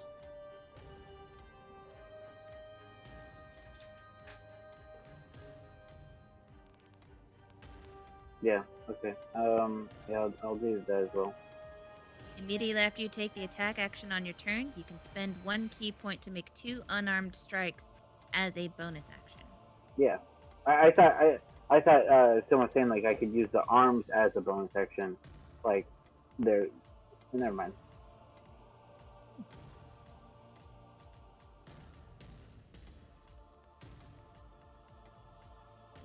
Okay, so you're spending a key point? Yeah. You get him attacks. All right, those both hit. Go ahead and roll the damage. Both of them. Describe to me how you slay this creature.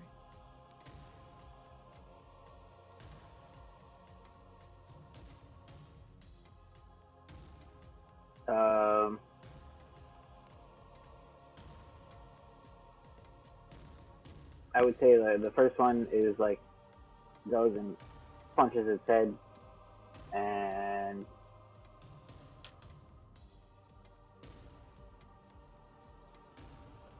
like makes it bleed, and then the second one kind of just like, because they're incorporeal, like goes through a little bit and then punches them inside his skull.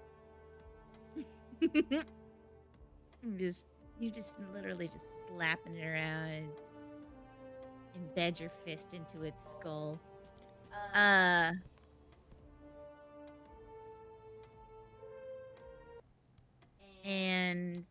you all see Geldloth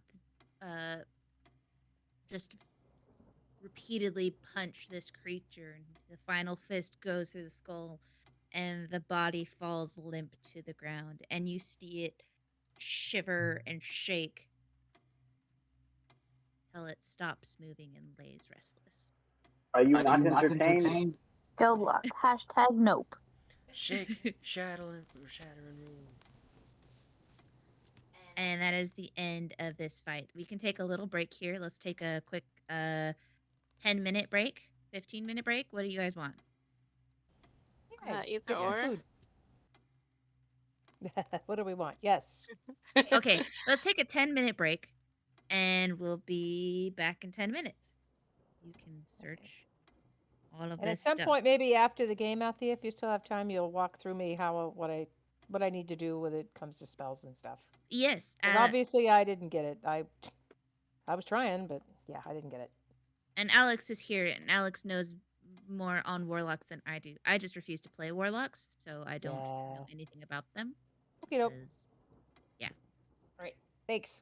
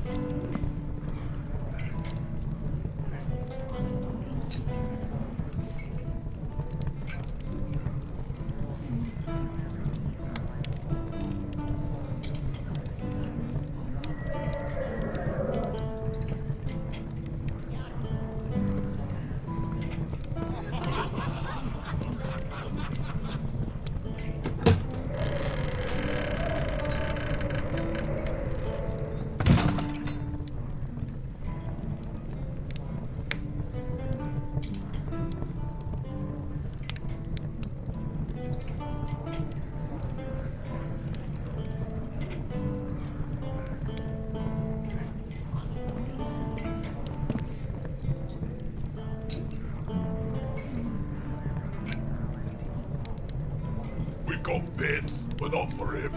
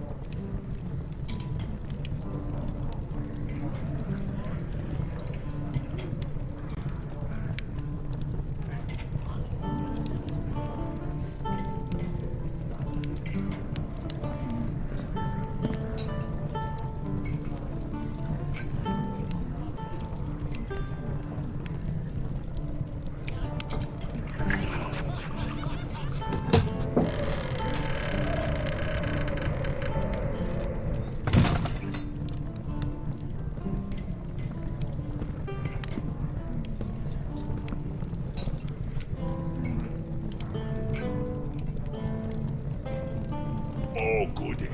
Adventurers.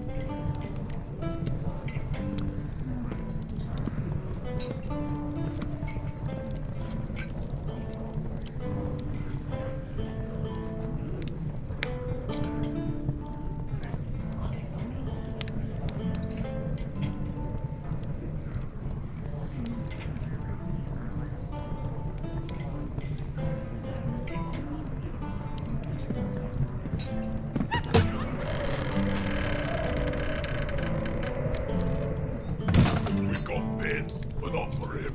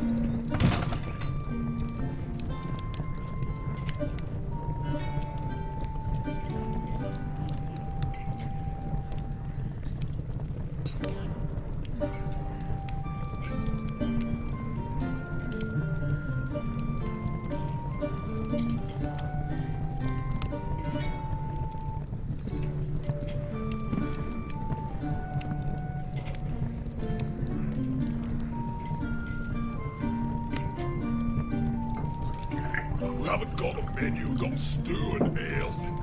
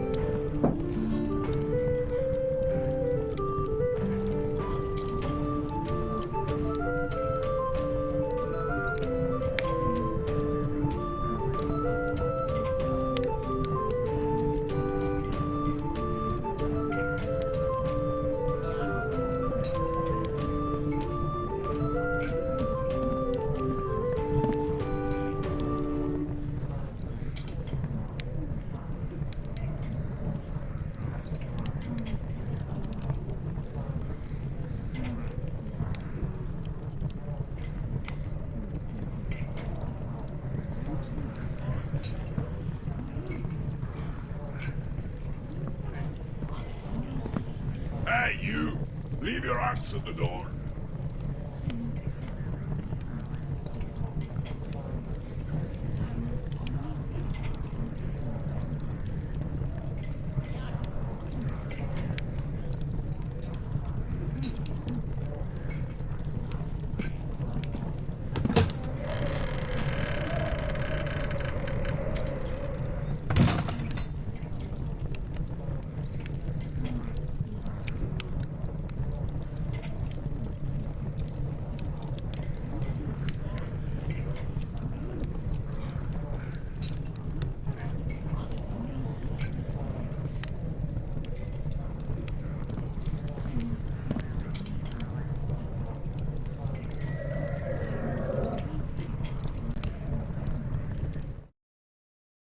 Bedrooms.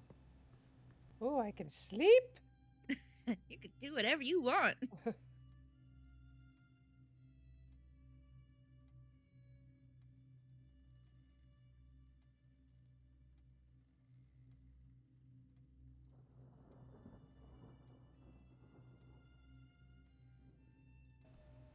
Does this fireplace look very similar to the one downstairs? It does. Yes.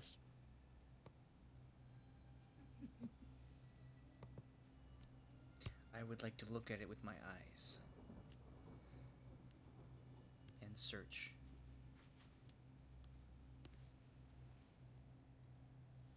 Okay. Um.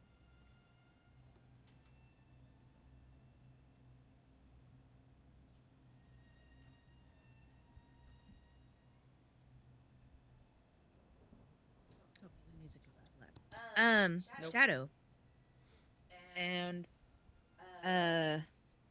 Xerix, you both enter this room and you see a half-eaten corpse on the carpet, uh, painted in blood around the corpse is a magic circle.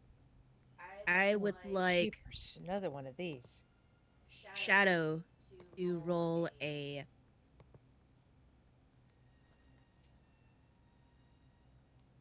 perception, a history. You know what? Roll a history for me.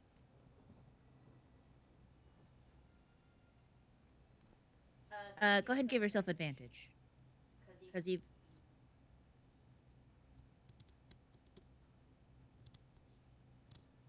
Okay. You recognize this as this is the same magic circle that you saw in the seance room. But more than that, this is the almost the exact same looking magic circle that was on the ship where you had Boy. seen the dead orc corpse. And this one also appears to be painted in blood. Unlike the seance room, which is just glowing. With your investigation, Shadow, are you investigating the body? Or what are you investigating in this room? You might be muted.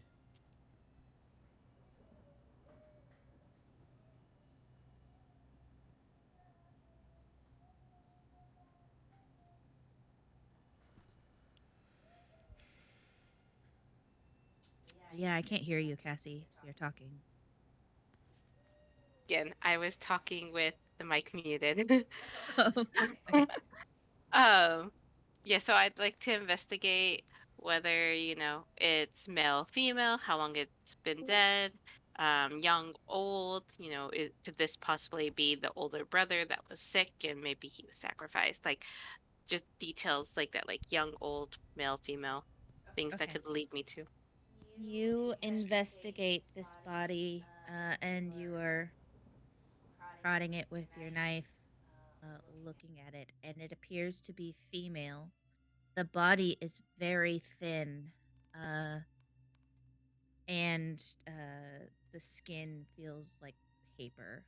Um, Whoever this person was, they were very weak. You, with that investigation of 18, you notice that there is Did you say that it was that she looks young no, or just thin and weak? worn, just thin and weak. Okay. And with that 18, you notice that even though most of the upper body of this body is eaten, you make out small dots in the crease of the elbow of the right arm. What kind of dots? Small? Small pinpoint dots. In the crease of the elbow on the right arm. How many dots? Just a few or There's a lots? few. There seems to be about 5 dots. Holes almost like they are. And there is a lot of scarring from past holes, past punctures to the skin. Like an addict or something?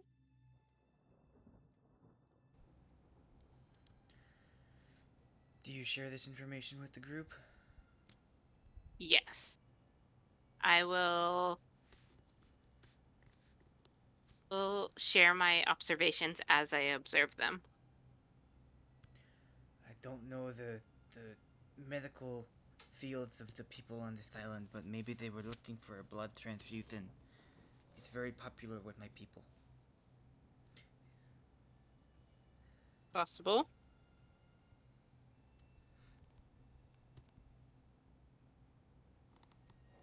The three of you, as you enter this room, you not only get a strong whiff of the decaying corpse in the middle of the blood painted circle on the rug, but this room is full of dust and grime. The air is thick with disease and stench. You see that there is a bed that is unkept. There is a sick bucket in front of one of the nightstands. There is a door in a small corner over here. There is a fireplace that has a glowing blue circle. And there is a book, a few books on the nightstand. I would like to go investigate the books. I love you.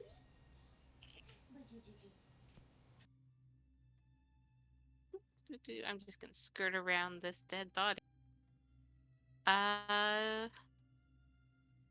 Invest.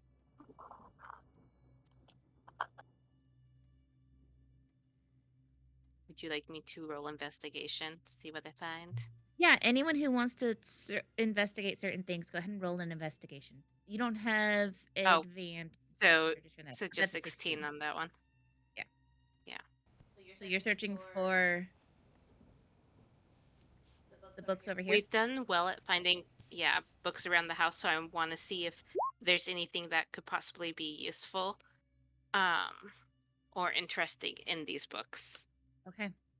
A blood-splattered diary lays on the nightstand amongst the books.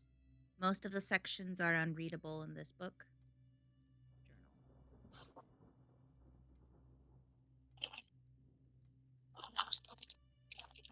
Most of the sections are unreadable, soaked with blackened blood. Only a few sections stand out, the oldest dated from 2 years ago. The last entry in this diary was dated in January of this year. Go for that. Xerix, what are you? Investigating a thorough investigation of the fireplace. Okay. I got a 14, but I'm going to use my inspiration to try and get a higher roll. That is exactly a 14. So, 14.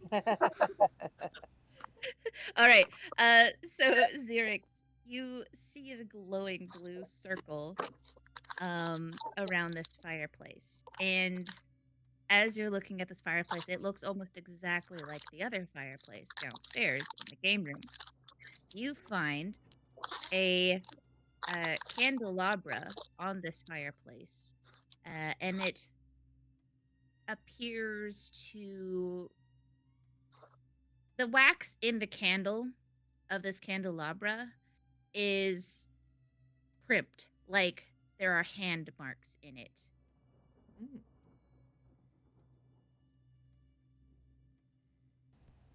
So, like, there are these. Like somebody squeezed the candle. Oh, I see. Hmm. And Ira, I will get to you in a second. Okay. Okay. So, just the candelabra and the familiarity with the basement? Or not the basement, but the main floor. Yeah, the fireplace.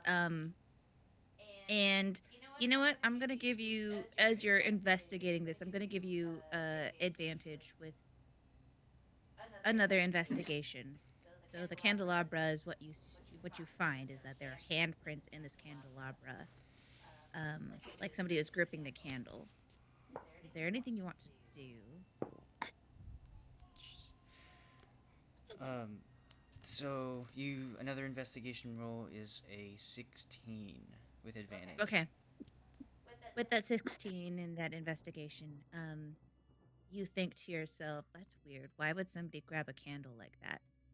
And so you pull the candle down with the candelabra, and you hear a as Put the candle back.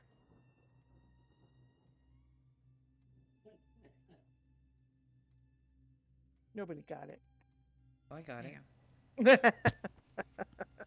I said As nice. the same sized panel that you had seen in the downstairs fireplace uh, pulls back and slides to reveal a spiral staircase. Ooh. And the blue circle that was up here fades. Ira, what? Yeah, that investigation is high. What are you searching for specifically? What are you looking at? Wanted to look at the body and the glowy like fireplace stuff and see if they were also red, and if maybe now that the creatures are gone, the red has gone away. So as I also want to look through the books, and then you said there was a door over here, right? Somewhere? yes, Okay. yeah. And there's also a large wardrobe that is blocking this door, as well as the large wardrobe that you had knocked down. That was blocking the door over here. So the glowing fireplace was the red has dissipated, and only certain objects are glowing red. Those objects being the blood painted circle on the floor. Corpse is not glowing red. The corpses of those creatures are still glowing red that you had just slain. And the candle that Xerix pulled down was glowing red.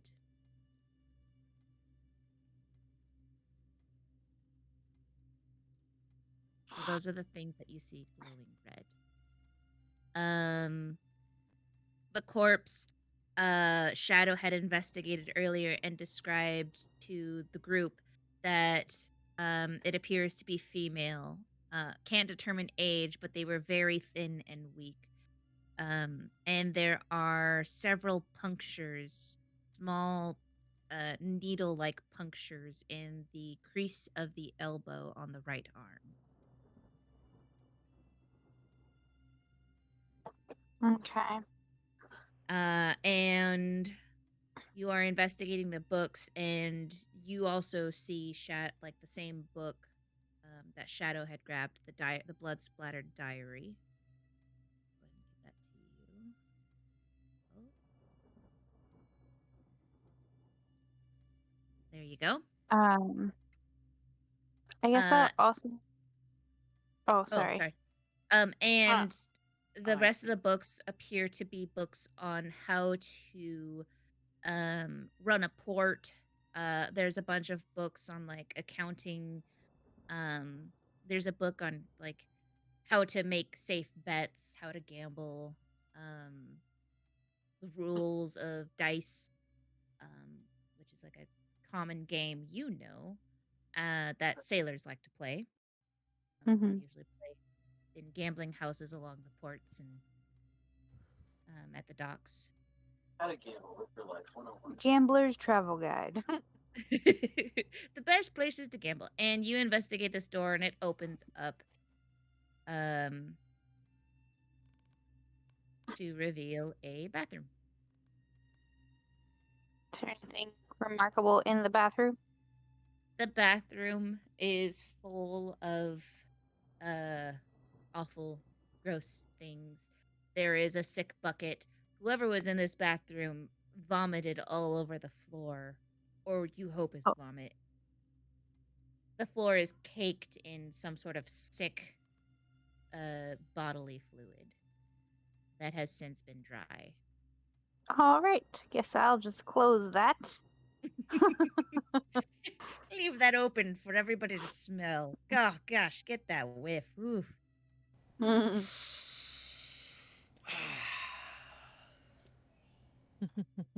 Has a Um, distinct smell of popcorn and blood and Taco Bell meat. Ooh, popcorn. Oh, I guess didn't I'll find like anything. check what I can of the wardrobes too, not really expecting anything since most of the clothes and personal effects are gone. Can I get you to roll an investigation for me? For the wardrobes? Yes. Where'd my character sheet go? Hang on. And anyone who's in this room are welcome to roll a history, unless Shadow also mentioned about the circle. Oh, I'll roll a history. Investigation didn't go very well. I also want to tell people like the things that are still red. So like the bodies are still red, but the room's not anymore. The candle and the blood circle, right? Were what was red, but not the body. Oh, the candelabra on the side of the fireplace, the circle, and the bodies of the zombies are glowing red. With But the exception it's of the not. corpse in the circle. Yes, the corpse in the circle is not glowing red, and nothing else is glowing red in here. So with that investigation, Ira, you investigate this wardrobe, and you find it full of women's clothes. The clothes appear to be of fine silks and lace dresses. There's some cloaks in there that have cuffs of fur around the hem. Very elegant. And it appears to be full of women's clothes. The other wardrobe is on its side, so you would need to strength to pick it back up. Or if two of you help, then you could roll it with advantage. Two of you help lift the other wardrobe. With your histories, Xerix. Wait, what's the history for? Oh, the history is for recognizing the blood circle. Oh, okay. Okay. So all three of you recognize this blood circle. Well, Xerix, you never saw it, but you recognize it from somewhere else. From the seance room. And from the fireplace. But Bei-leigh and Ayre, you recognize this blood circle as the same circle that was on the ship. That was in the bottom layer of the ship with the burned orc corpse.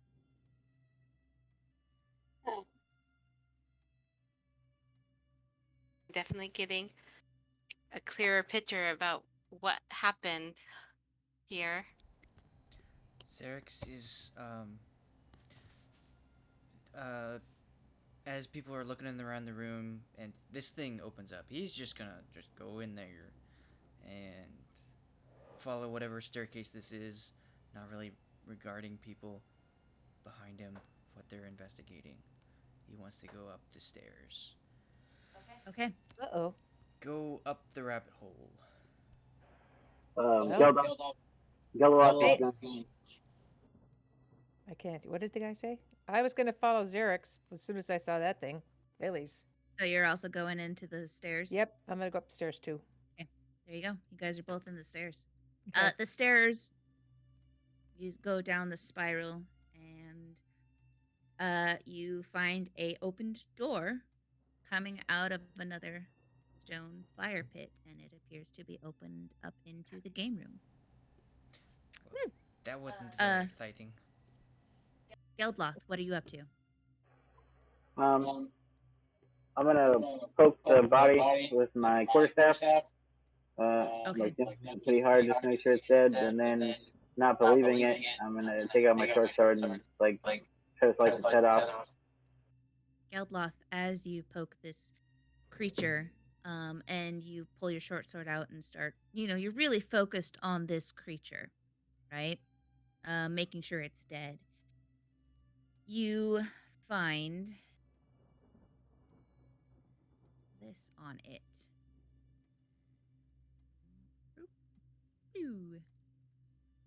A pendant of Talos, but it appears to be hanging upside down. It's covered in a sticky reddish-brown substance that you're pretty sure is blood of this creature. Okay. Yeah, I was gonna cut its head off first, and then I was gonna see if I could find anything on the body that would like identify maybe who it was. Okay, so you find this pendant dangling around the neck of this creature's body. And as you're getting a look at this creature, you see that this creature is dressed in torn up clothing that appear to be just of a white nightshirt, a men's nightshirt. Do they have And any like rings or anything on their fingers? No, there are no rings on this corpse. And they're like an adult male size? Go ahead and roll a medicine or a nature for me.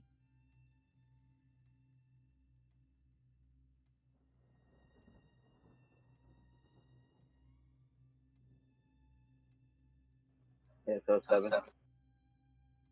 Okay, you really don't know. You can tell it's male, but you can't tell like if it's What? of a man or a boy, but you know it's male.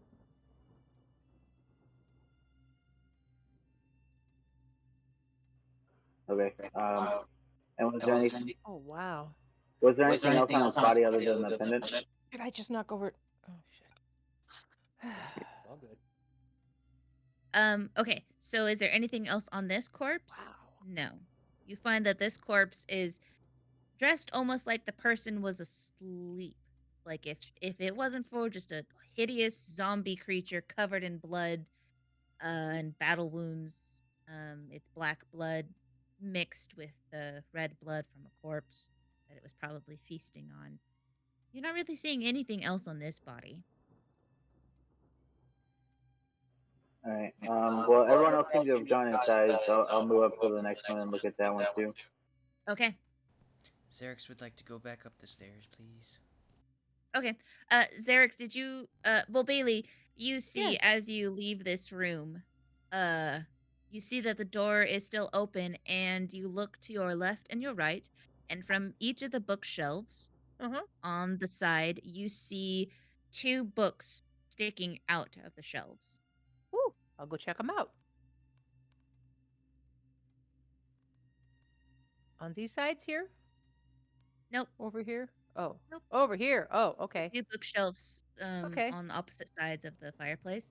Okay. The books are titled um The Hidden Path by Gregory. Hmm.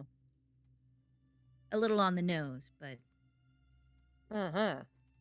Take a look at it. as you go to pull the book, you find that it doesn't come out. What? Why would it not come out? What the heck? Why isn't this coming out? I'm trying to tug on it. You tug on it, and it feels like it's. Well, go ahead and roll it an investigation for me All right. Xerix, as you are touching this book. if Xerix is down here when she's talking about tugging on books, he's gonna go down and look at it. Okay, so you see a book sticking out of the bookshelf to your left, and a book sticking out on the bookshelf to your right. I will try to push the book back in. As you push the book back in, and Bei-leigh, with your investigation, you're also trying to tug and pull. As you push both of the books in, you hear a and the books slide back into the bookshelf. And the door closes. Upstairs, you all hear a and the staircase door closes. Oh. Well, now we know how that works. Reading, I might have been more interested in finding passages. Yes, but why? Why would they block the two entrances to the room and then have a secret passage? Well, if they were blocking it from the inside, then that would mean that they could have a way out of the room no matter what. Oh. Xerix, the book that you had pushed back in, you look at it and you notice it's also titled The Hidden Path by Gregory. Two books of the same title, but not actually a book, probably. As far as I can tell. No, they just. So but it looks like it takes two people to open it down here. Try pulling your book by yourself and see if it works. Upstairs it was a candle. So is it? Do I still have the candle? Like you said, I pulled it off of the candle. No, you pulled it down, but it's like a mechanism, like a lever. Okay, so it stayed put. Got it. Yeah. Well, I don't But it think looks. that this book is actually a book, because No, I you mean. said you can't even pull it out. So I figured Yes. if you pushed it back in, and it was sticking out, maybe it was like a button. And it was, because it closed the door. Yes, but I think that there's two of them. So that means that two people would have had to open it to get inside, but only one Yes. person would have had to open it on the other side, upstairs. That's right. So one person got out. Right? It would take two people to get in, but only one person to get out. Sir. Well, Anyway. is there any books on this shelf that aren't obviously some sort of mechanism or information that we should find out about? No, the rest of the books appear to be books on like gaming. There's some fiction books, some romance novels. Just seems like, a good healthy uh amount of books for, a variety of genres that a person who might like to read would enjoy. What I a was hoping there was- civilized person. Yes, let's both pull our books back out. Yeah, that'd be the smart way to do it. Are you guys doing this at the same time or staggered to experiment? No, at the same time, I think. Yeah, same time. 1, 2, 3. 3. Pull. And we pull. And you pull, and the door opens up. Yeah. And upstairs, you all see the path Yay, we did it! I'm gonna go Just- back upstairs. Just back and forth, like the fireplace closes without anyone do anything, and then a few minutes later, pathway opens again without anyone doing anything. Just like closing and opening. Okay, we're gonna go upstairs now, right? I am. Oh, it's gone. A second ago, we had the most gorgeous sunset. I don't know if you guys saw it out here in Wenatchee. No. Bei-leigh's going back upstairs. Yes. Or what is? Okay. There you go, Same with Bei-leigh. Xerix. Xerix. You're not gonna close the path. Trap them in there. Okay. So you're going up. The way is set. Okay. What were the rest of you doing? Geldloth, you were investigating that other thing?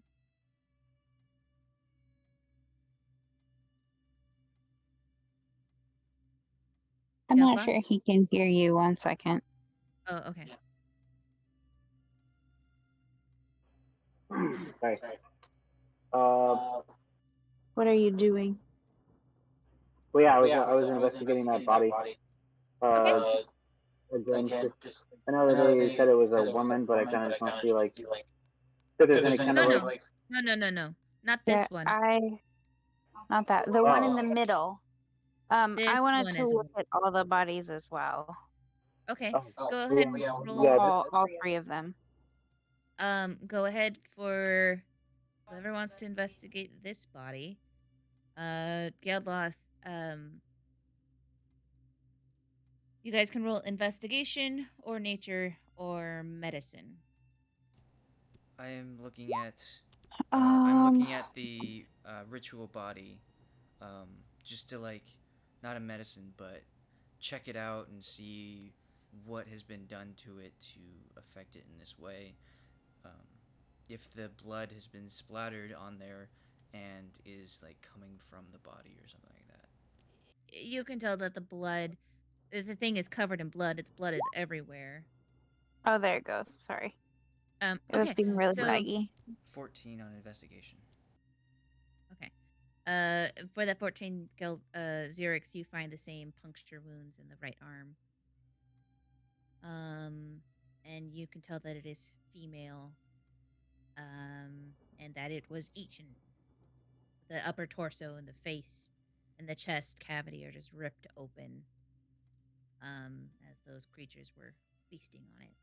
And its blood is everywhere. Geldloth and Ayre, you both know this creature, this body over here, to be that of a man in, you estimate, probably his 50s or 60s. You find in tattered rags the remnants of fine clothes made of what used to be fine velvet and lace. This ring? creature has a ring on it.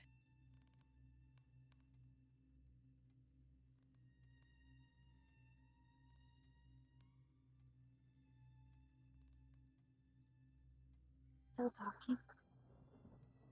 I didn't even realize, like, I was just sitting. I don't even remember falling asleep. I'm closing my eyes. And you're like, hey, I'm like, what? But I was like, I don't have.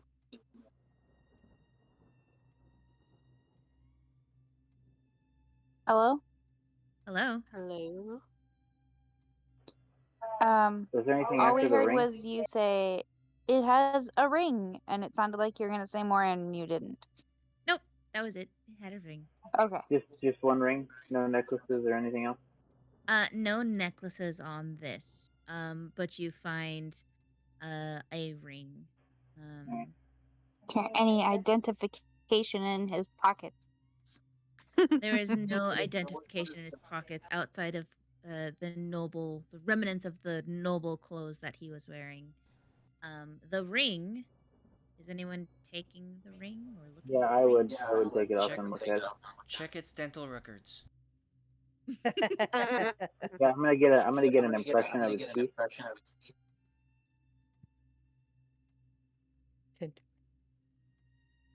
Very important. Okay, hold on.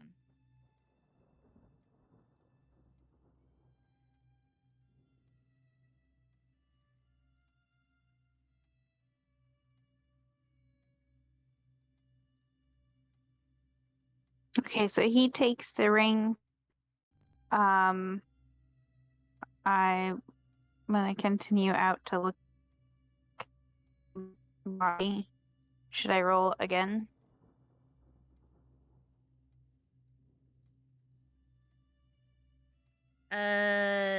You don't need to roll again. What are you doing to the body?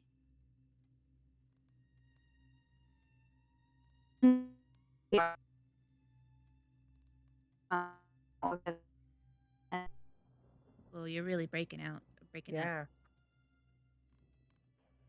She wanted to investigate all three of the bodies, because she hadn't done it before. Give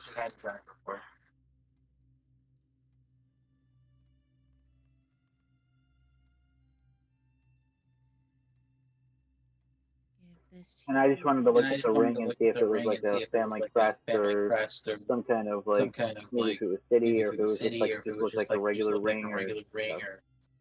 So this ring, despite it caked in blood, has a blue sapphire as its gemstone, and it has a flaming creature, a bird, large feathered bird, on the sides.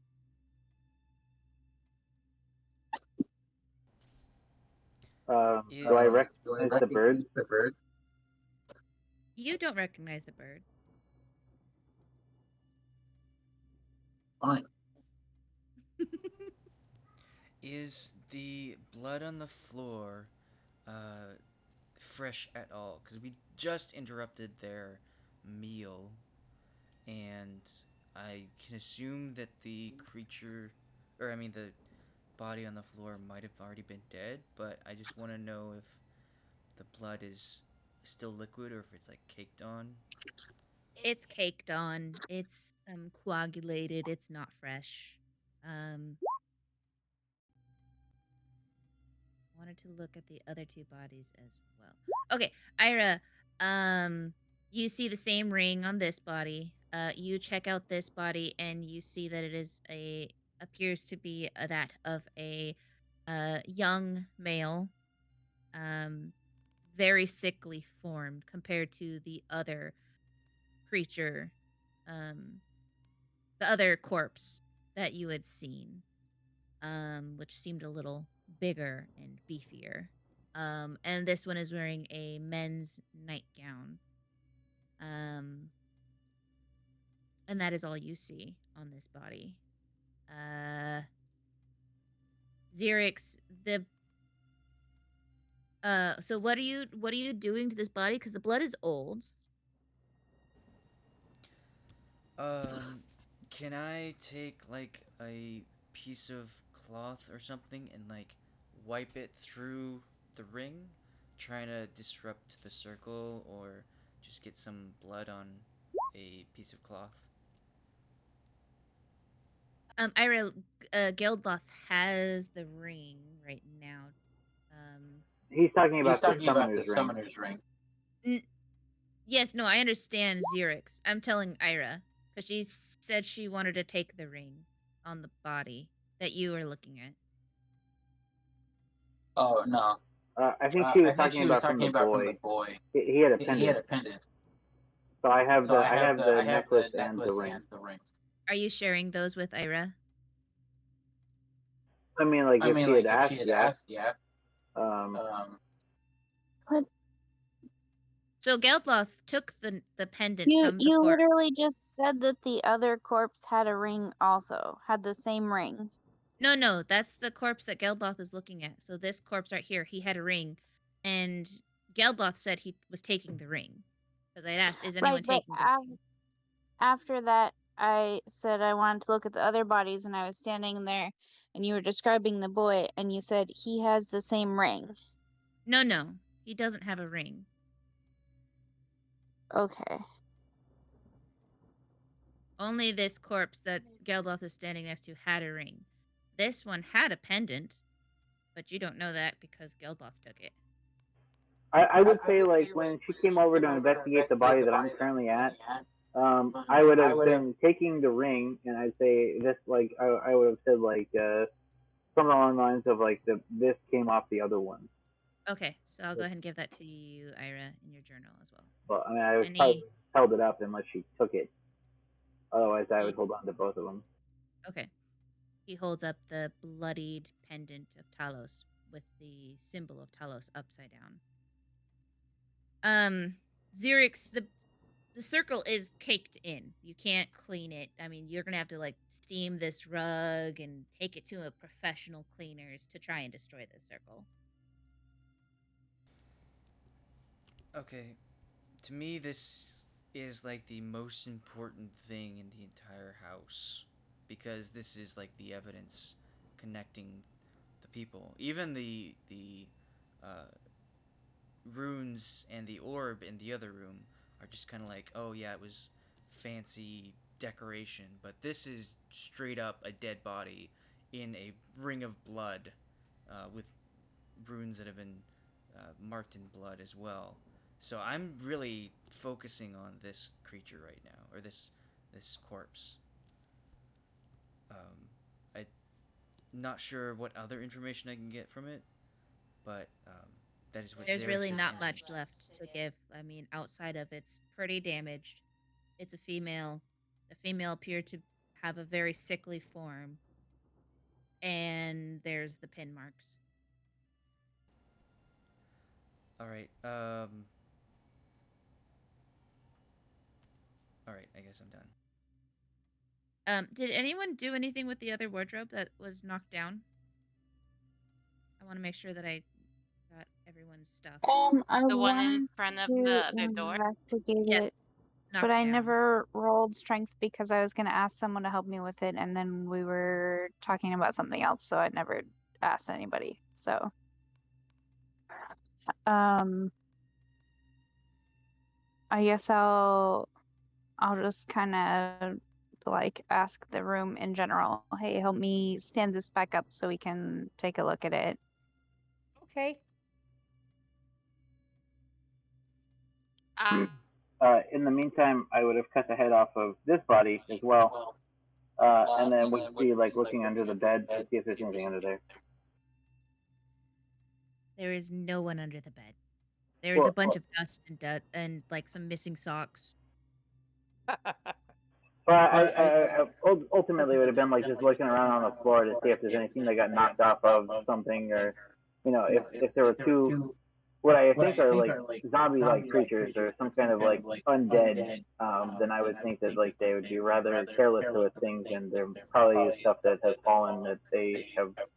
I don't know, something like that. Anyone who's rolling is helping with the wardrobe to pick it up, roll a strength for me. Very good. The two people. Strength. Where are we? Okay. Bei-leigh, Ayre, you say to the room, anyone want to help me pick this thing up? And If I can help her, I'll help too. Okay. Bei-leigh comes over and helps you, and together it's very heavy, but together you feel like you're getting it, and you are able to pull it back up. Yay! We can put clothes away again. You can interact with it again. Did you want to open it? Yeah. Okay. Go ahead and roll a investigation with advantage for me, Ayre.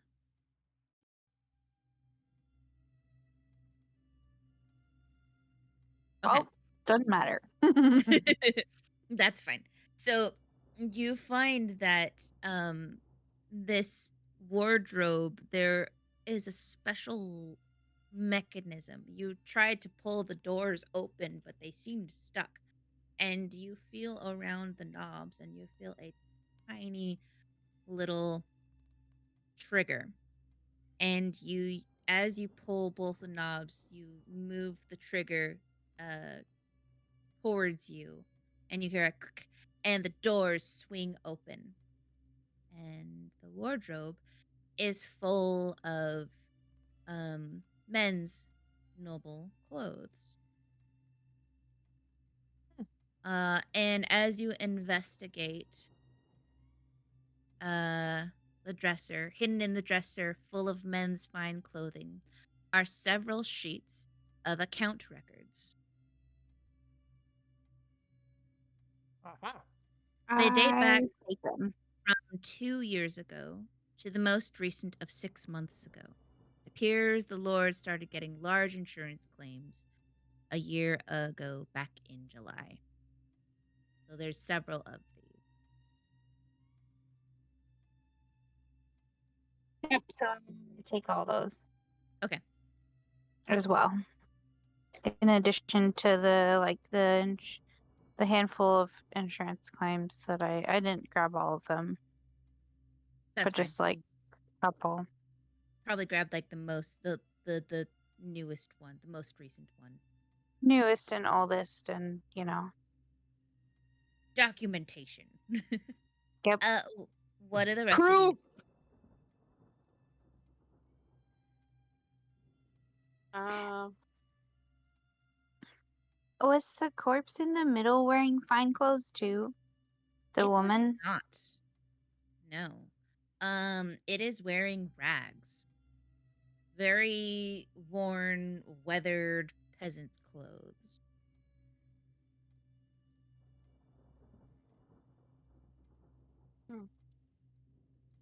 Interesting. I'm just gonna after taking out, after disposing or removing its head, and looking around for stuff on the floor, I'm just gonna kind of look around and just watch what everyone else is doing and look to see if somebody needs help with something, and try to just kind of fill that kind of role. Okay.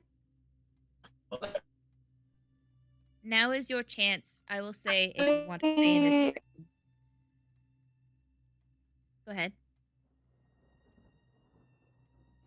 Now is my chance to Oh, what? I Or was- now is her chance to what?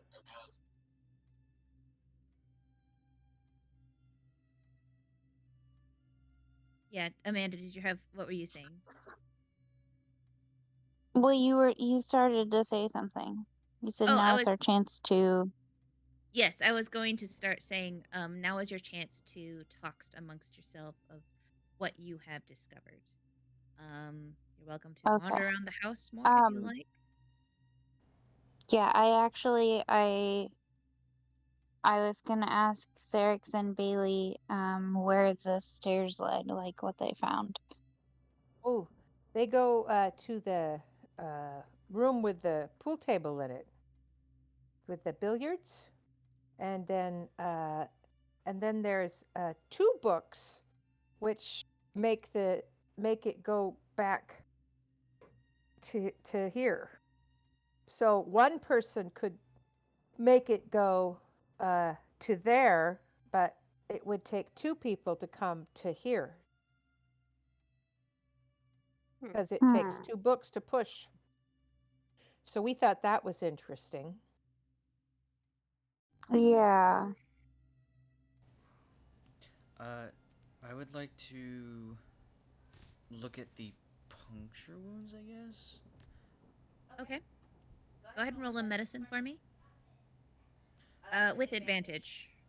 Because I would assume that you might recognize these based off of your history. Okay, that's good. Because I'm not very good at medicine. That's a 10. Okay. You Wait, does he recognize. still have bless? I don't think so, because bless only lasts a minute. 10 minutes, isn't it? It's been a long. It's been. Yeah. 1 minute. Oh. I don't know why. That's quick. There must be a different one that's 10 minutes then. Heroism? No, like one of my other. Is it this? Oh, okay. Shield of Faith is the one that's 10 minutes. My bad.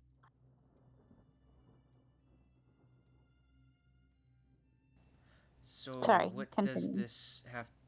What does a 10 get me of puncture wounds on the creases of an elbow?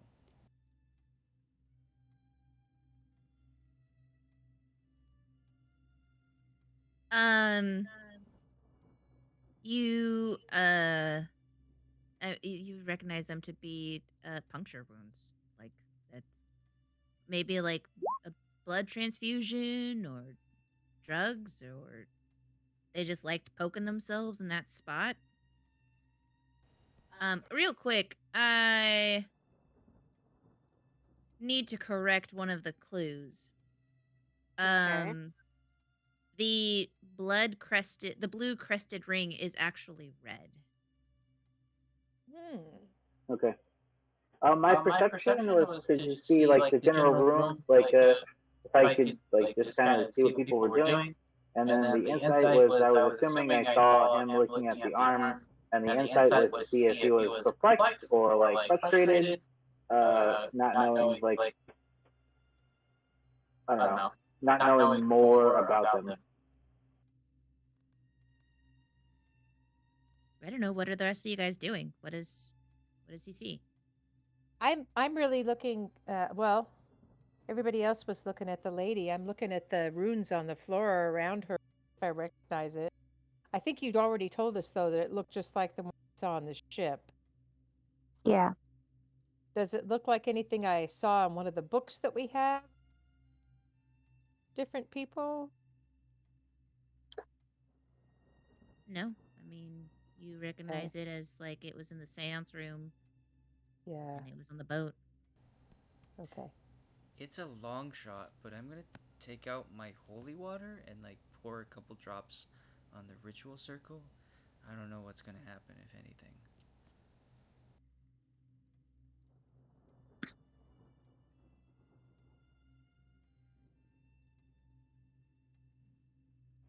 And the reroll of insight was I used my inspiration.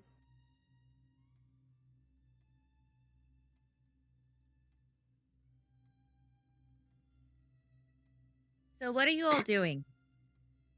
I would I'm like gonna to go ask this. downstairs and look at these two books and see if they are also red, like the candle. Okay. Candelabra, whatever the heck it is. Move you downstairs. Xerix I is want just like emptying his pockets of the liquids that he has in there, just like trying to find something reacting with the ritual that happened here. You're trying to empty your pockets? So he has a lot of liquids. He's got a flask of oil. He's got some holy water. He's got a flask of some other stuff that he's been drinking. Some other stuff that he's been drinking. You got any bleach? uh, Or I've got anything corrosive? Kill I've it got with rat fire. poison. I have poison spray.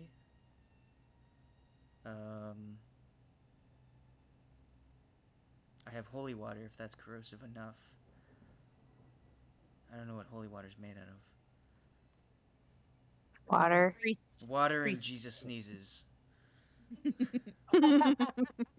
Holy water just sinks in and doesn't clean the ring. Doesn't clean the blood. I'm gonna say that probably nothing you have on your person can clean this. Dang. I'm not exactly looking to clean it. I'm just looking for some reaction to stuff I have in my pocket. I'd probably like doing too much with this. I'm pretty sure we're done with this, but Xerix really wants to know about what happened here.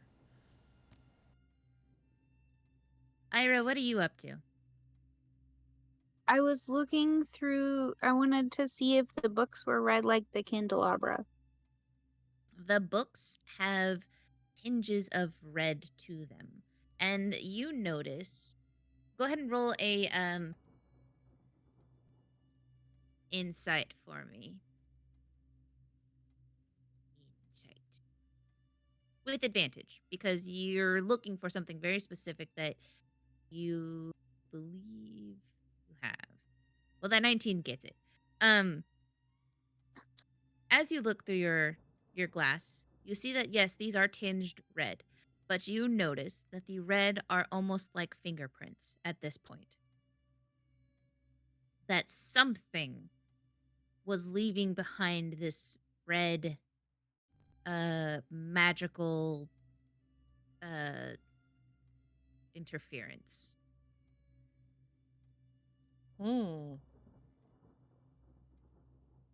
And you see that both in both bookshelves there are one book in each bookshelf.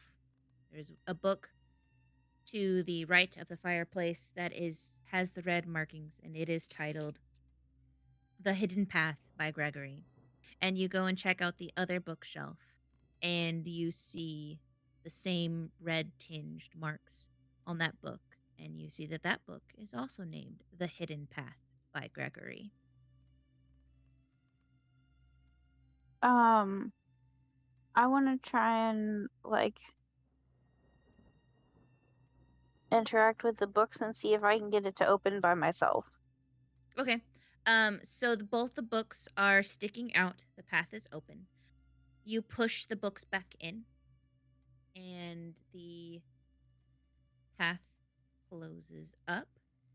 Upstairs, you all see the stone path close up behind you. Are you pulling the books out now? Because you just pushed them back in, and you pushed one in, and then you went to the other side and pushed it in, and then the path's closed. I will leave it closed and go back upstairs, and tell them that you really only need one person to open it. Okay. And that my hunch is it was this, priest, which, judging by the pendant, is probably the priests with the weird Talos pendants that we saw. I'm surprised you didn't go up the stone path, up the wood path. Well, I wanted to see if it could be done by one person.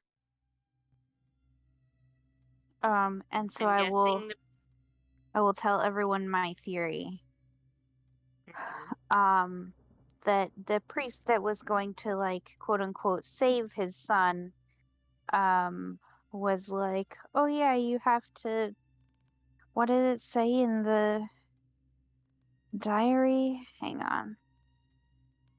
I have to devote to Talos. So yes. Are you my sharing? guess is that quote unquote devoting to Talos is that the priest turned them into this and then kept coming back to feed them, and that's why the body is there. But why is the circle there too?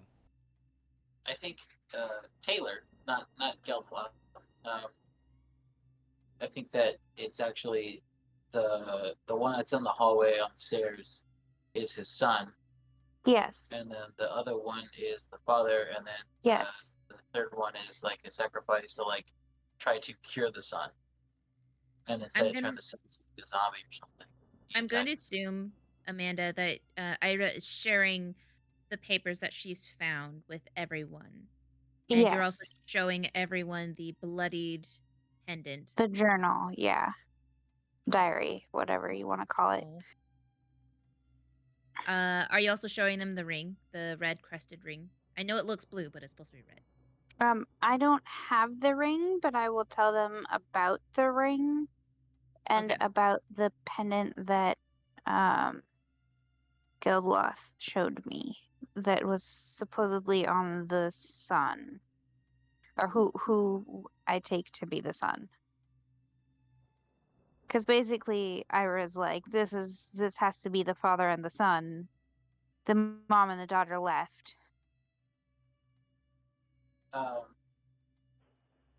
I would put the when she says that I'd put the pendant and the ring like on the bed or something, and then I want to go look at the body because I saw Xerix look at it, and I want to see at the same place that he was looking if I can tell if like you said there were multiple like there were multiple punctures.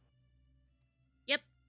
I want to see if I can tell if they're aged differently or if they're all happening like at the same time. You find that these punctures, and everyone else has already pretty much investigated these punctures, so you've all shared the same information of like saying the stuff out loud that you've discovered. There's 5 recent punctures that are like, the puncture holes are open, but you're also seeing several scars of previous puncture wounds in the crease of this elbow. And they are all in the right. Nowhere else on the body? Nothing else on the body. The body is wearing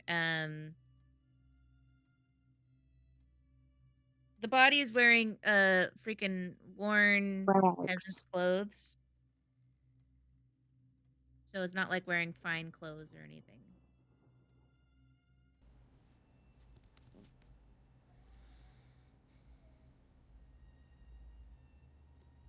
So let's go back to the beginning. What exactly are we looking for?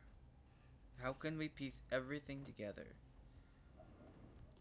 Well, We haven't looked at the downstairs too much. I'm saying, what is the reason why the mayor came here? Let's start from the top, piece everything together, and come to... The mayor? Why did the mayor send us here? Yes. Because he didn't know where the poor master was, what happened to him. Yeah. Because they disappeared 6 months ago.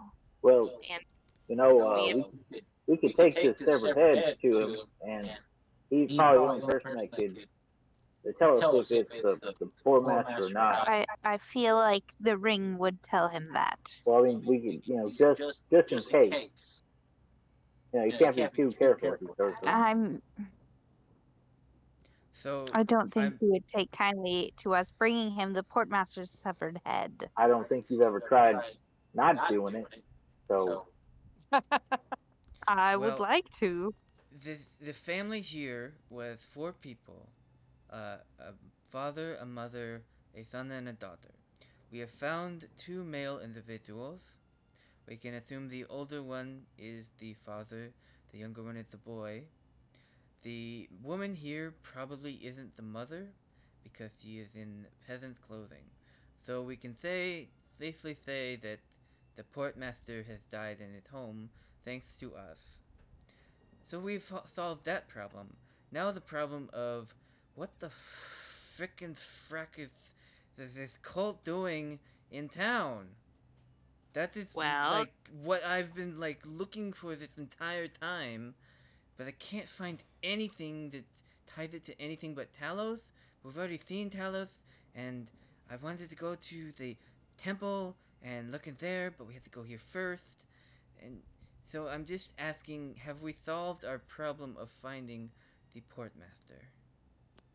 yes, and we can safely say that the cult of the Raging One, which follows Talos and worship Talos, is probably behind all this, and possibly could be the priests are very likely the priest of Bane. At least according to what we've found so far. So are they following both Talos and Bane? That's what I'm a little confused about, because Talos is very heavily, I but feel like the the priest is from the cult. Yeah, I was just so the cult's there was following mention. Talos. So where does Bane come in? I was curious about the priest of Bane because of the markings and the description of the priest of Bane in where is it?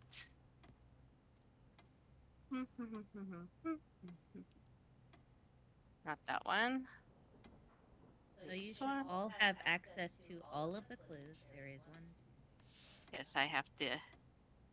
6, So we know that 7, the 8. husband was a gambler, that he got in deep to someone in Boulder's Gate and couldn't go back. Or at least that's where I think that's why he couldn't go back to Boulder's Yeah, Gate. so he owed somebody money and he couldn't go back to Baldur's Gate because it sounds like maybe that's where the guy was. Yeah. And then And he needed to get money, which is where the insurance fraud comes in. And which is also why they didn't go to Baldur's Gate, but instead went into the forest for their holiday, which is Yeah. where the son got sick. Yes. And then they went to the priest who worshiped Talos, or that's where he took his son to work here. Which sounds like a really bad idea. So is our next location the Talos And Temple or is it the forest? Interestingly, it sounds like the insurance fraud was the priest's idea. I don't think Yeah. it's the Temple of Talos, because this is a cult offshoot. No, but that is a good place to start. They would know the most about Talos and what upside down means. Oh, it looks like the. Oh wait, no, never mind. It There's a also number of different cults, mentions that the cult calls forth a storm and the pendant before. shows a storm-like thing. But the storm is And the there symbol was of Talos. Did the runes or whatever that's on the floor and it was on the table, do they look like anything that I've ever seen? I'm sorry, what was that, Taylor? Do the runes on the table and the floor look like anything that you've ever seen? Anything you've ever seen? Yeah, like me, you've already. my character. The reason It was on the ship, You saw and them it on the ship. was I meant like that I could like decipher them, like if it's some kind of like other language or something like that. You don't know this language, but yes, there appears to be some sort of language written in these runes. You recognize these runes to be the same runes that were on the ship. So, where I guess with that information, does anyone know what the language is? What languages does everyone know? I know Common and Sylvan. Common, Abyssal, Draconic, and Deep Speech. Common and Primordial. Sylvan. I know.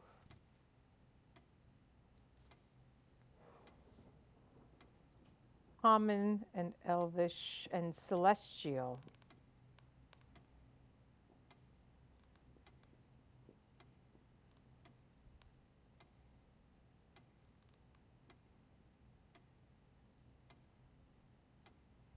So, Xerix, you know deep speech. Yes. Okay. You know what this says. Does anyone else know deep speech? No.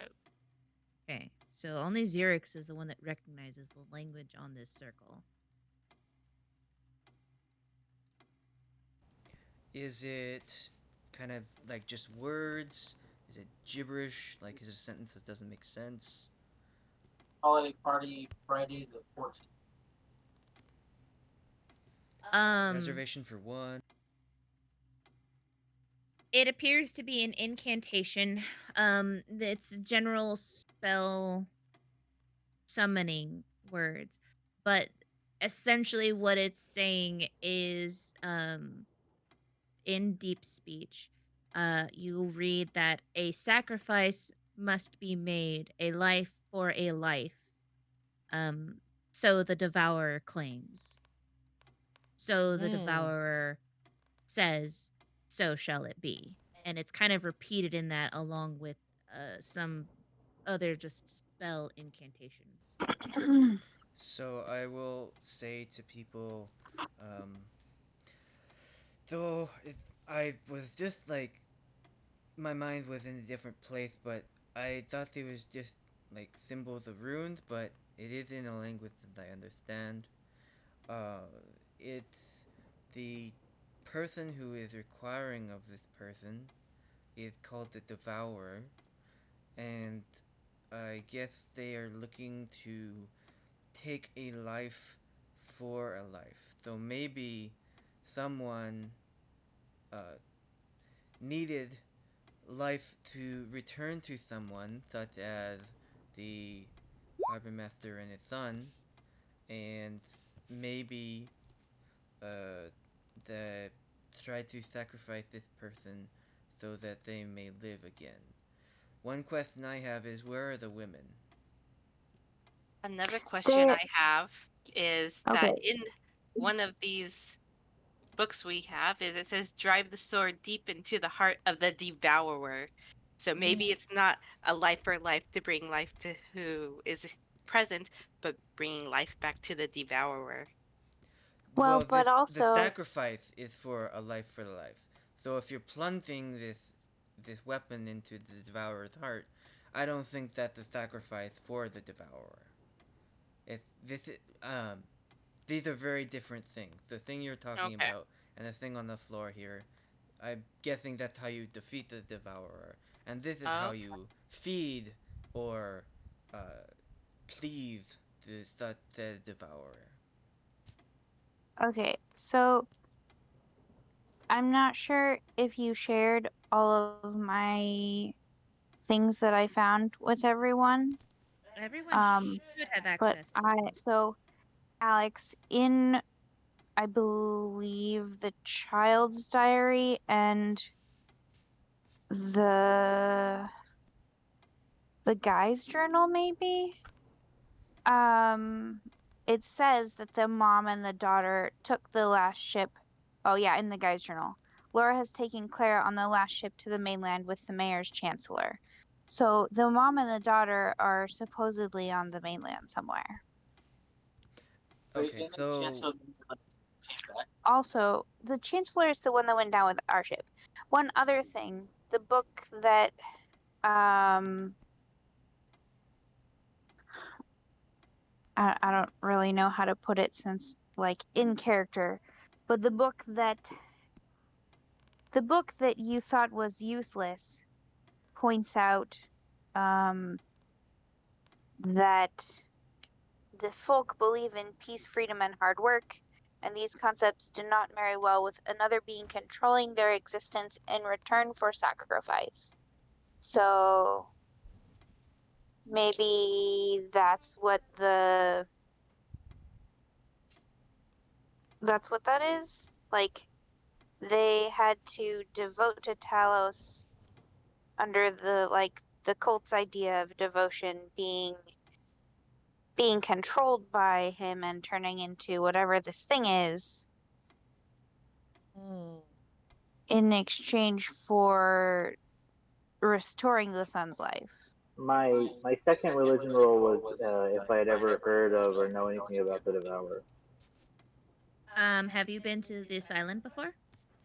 Nope. So this is kind of a new concept. None of you have heard of this cult before. None of you have heard really of a few of these cults that are in this book. Even though I've been here, You have been here, but you mostly hang out at the docks, and you know that people on this island worship Talos. You know he's a big god, but they were just like normal people. You didn't hear that there was like a cult of Talos, or that there were people who were part of a cult of Talos. yeah, I This guess is it did kind of, say that they have been kind of What is Talos? quiet. yeah. So Telos is the storm one, but I think the cult is the one that the cult turns it upside down. Talos is the storm god, or like what's his lightning or just storm or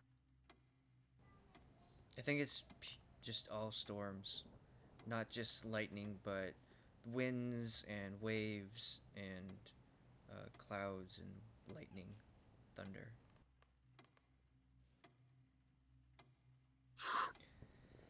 Um. So What? what have we learned today? Fish are friends. Not food. Um. Okay, so I know that like knowing what cult needs sacrifices might be important, but that doesn't really point us in a direction. There's no like temple of the cult that we could just walk into. Um, so we would have to do some more investigating elsewhere. Mm-hmm. The mayor might have an idea. Yeah. Like We if should he's tell the if mayor he's what heard we of the found for cult sure. before. We could, I mean, we could go to him now, but he just sent us out to do a couple things. So if we go do those other things Well, first, he only gather a bunch sent of us to, information, and then go back to him. He told us to go to this house, the portmaster, and another building like across the street he from that said house. if we wanted to, we could deliver the glasses to the guy's family who died Oh. on our ship. Okay, well we might get That's some what sort we of reward from that. Yeah. But I think we um should do other things before going back to the mayor, yeah, so I that want to we have all the finish information. exploring the downstairs. Okay, so let's do that. Yeah. Let's get started. Okay. Let's go. Go downstairs Okay. Let me move you all downstairs. and into I am bringing the head with whatever's me. on the right side of the house. So this one. Sure, we'll start here in the library looking place. I am toting the head by its hair. Cool. I want to go straight Where to there- that portrait, where I kind of like felt those people talking, and just like observe. Real quick, before you go to that portrait, did Geldloth, you show the ring to everyone during this discussion of clues up in the other room? Yeah, when she brought him up, I put him on the bed, and if Okay. nobody grabbed them, then I would take them back. I will give this all to everyone. So you've seen this before.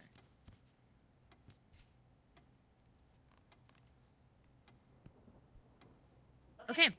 So Xerix, let's do you first. You're going back to that portrait. Aye, aye. And move your token there. You should be able to go Oh, through. it's a bit difficult with no mouse. Okay. There you go. Misty step. Ah. Delirious. You vomit in a from dead Misty end Step. hall. What? In a dead end hall. Here? I don't know. Okay. I haven't been anywhere on the right side of the house.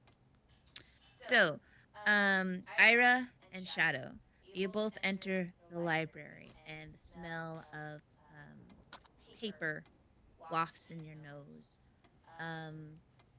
There are tons of bookshelves stacked full of books. There's a table with a few books opened on it. You both remember that that was where Xerix said he had found that book of gods and legends and cults or rituals.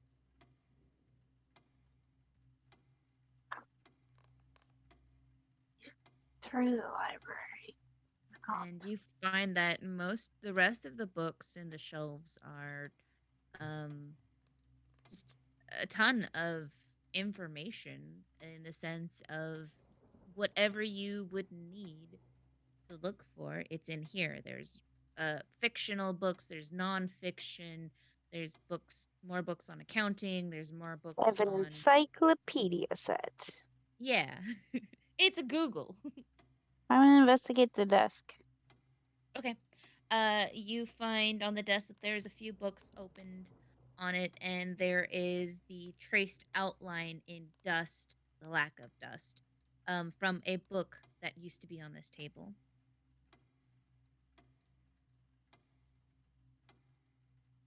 But no other Um, interesting books on the table. Nothing else of interest. The other books on this table that are opened, one appears to be on finances, and the other is on gambling. On what? Gambling and how loans work. Oh, okay. Well, that fits with what we have seen. Yeah, basically one's on how to make money and the other's on how to lose money. Pretty much. Got that. How to not lose money. How to not Hopefully. lose money. To get a lot of money Are there quickly. are there drawers? There are no drawers. No, this appears to be just a big open table. Shadow, what are you up to? I'm just checking out the bookcases to see if there's, because obviously what's on the table is what was last read. Yeah. But I'm curious to see if there's anything that looks that looks like it's maybe been read a lot. Like maybe it's got a really cracked spine or it's old. Something that looks like maybe it got pulled off the shelf a lot. Okay. Or has Roll an interesting title that might relate to like cults and history and mythology. Roll an insight Investigation? for me. Insight or investigation? Insight has slightly better Better chance. not find something Let's see because that. I looked for all that. You find that a lot of these books are pretty well kept. You're not really finding anything that seems to be like of heavy use. Not a great roll either. Bei-leigh, what are you up to?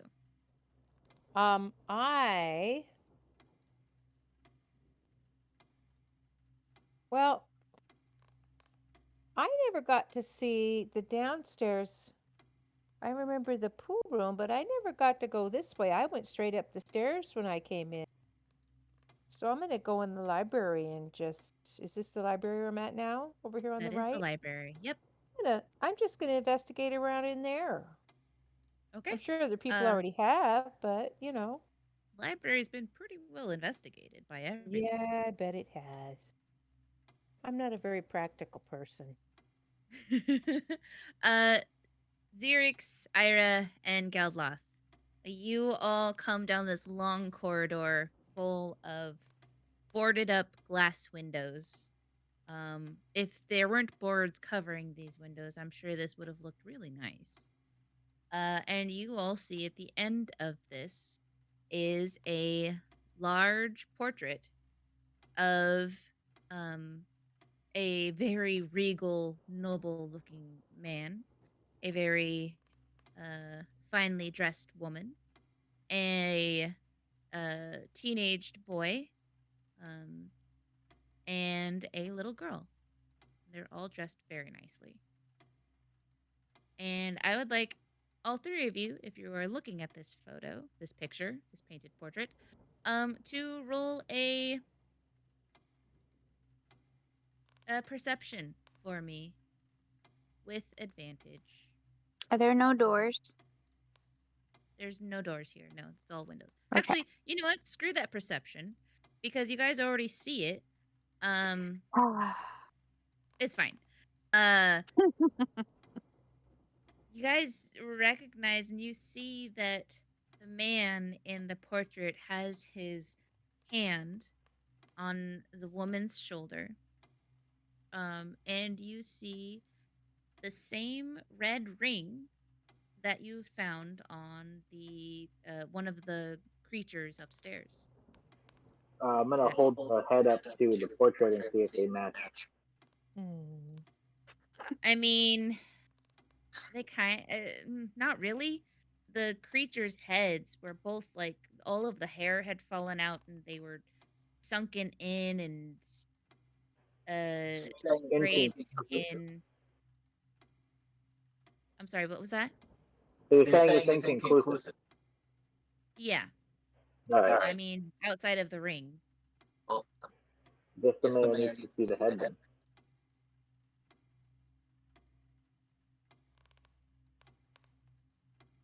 What are the rest of you doing? What are you guys doing as you look at this picture? I was looking for doors. There's no doors down here. No doors. Nope. Okay. I'm You gonna don't go find back more then. doors. After. No more doors. Eh, Uh, there we go. you know what the rest of you are doing? And these aren't doors So back here either? No. Okay, None and these of them guys are are over doors. here. I guess we just saw that. These are all windows. Sir, Alright. a door. What's in here? So in this room appears to be a kitchen. There are lard. There are large wooden tables, prep stations. There's a large basin. There is a massive hearth over in front of you, and there appears to be a storage hallway down here. Mm-mm. And you had seen the basin, a prep table. There is another prep station over here full of containers and spice racks. There's just some plates and dishes stacked up here, pots and pans. I want to investigate like the containers and stuff. Okay. Roll an insight for me. Or investigation. I'll leave it up to you.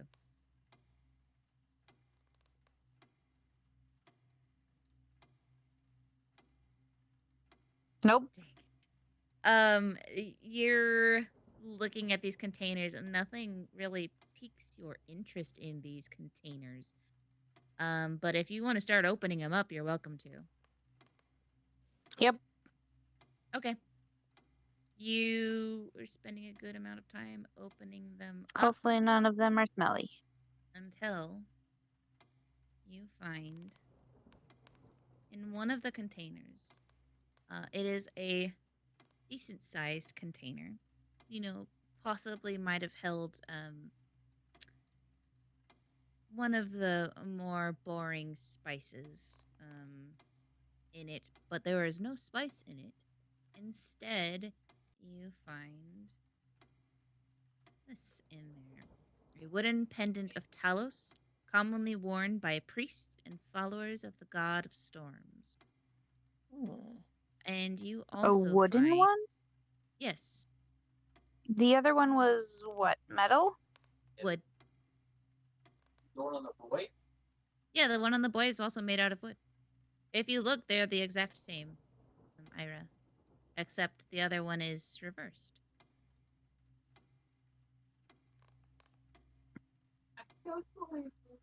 And you also find a torn piece of paper in this jar.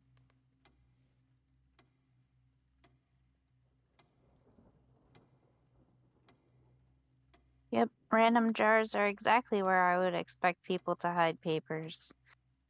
Especially if it was full of beans or something dry. The more you eat, the more you lose. What is it called? Or do I not see the paper? It's just a paper. Hold on. Let me finish. Okay. Wrapping it so you can see it, because you're taking it out to read it, right? Yes.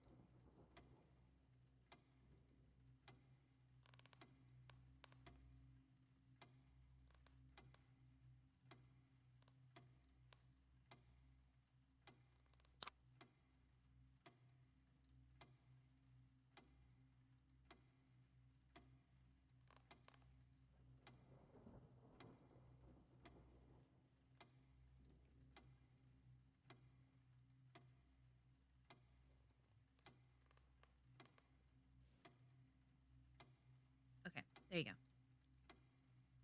So you find a torn piece from a book with written words on the bottom.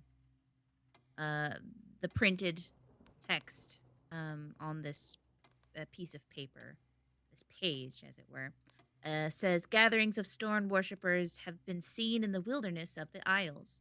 They appear to be gaining in strength and preparing once again to perform their secret rituals. The cult of the Raging One believe that only their god can be the true salvation of humankind. So Talos demands, so shall it be. Written below this section in hastily scribbled notes. Quick! He's inviting the priest in. He'll be asking for a volunteer, and I ain't gonna be it. We need to inform the temple and the guards. This was in the same jar with the Talos pendant.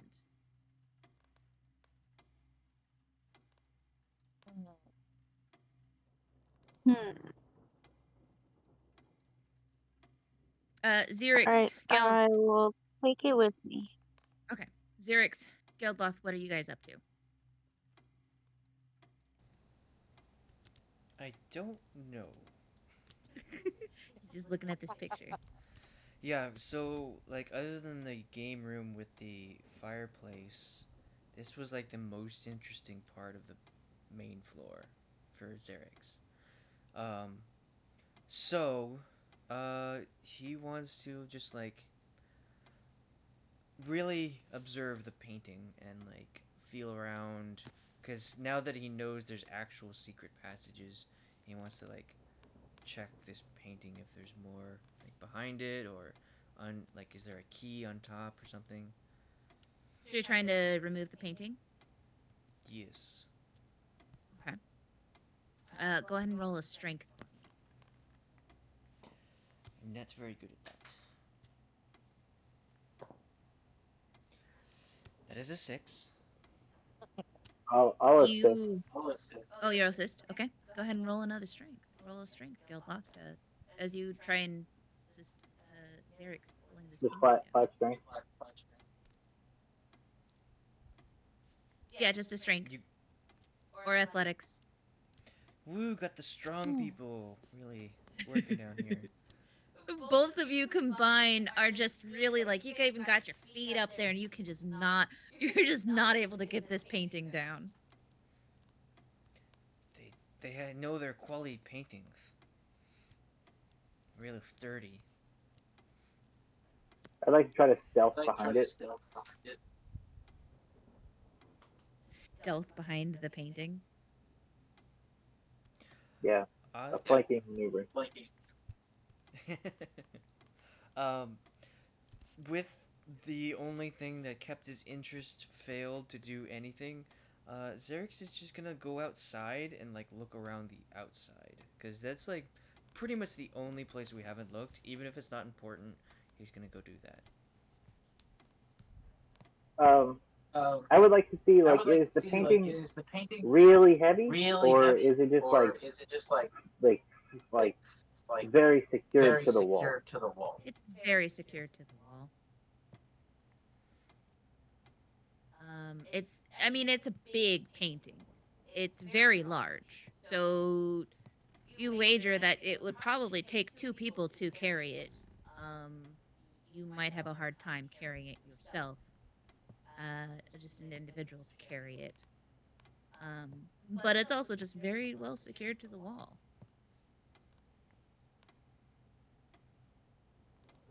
Okay, well then he'll just go back to the library and sit in the chair because he has no ideas. Yeah, Xerix is, like, just done with his place now. So he's gonna wander around outside, waiting for everyone else to be done. Ayre continues looking through all the jars and the stuff in the storage area. You find just other spices in the jars.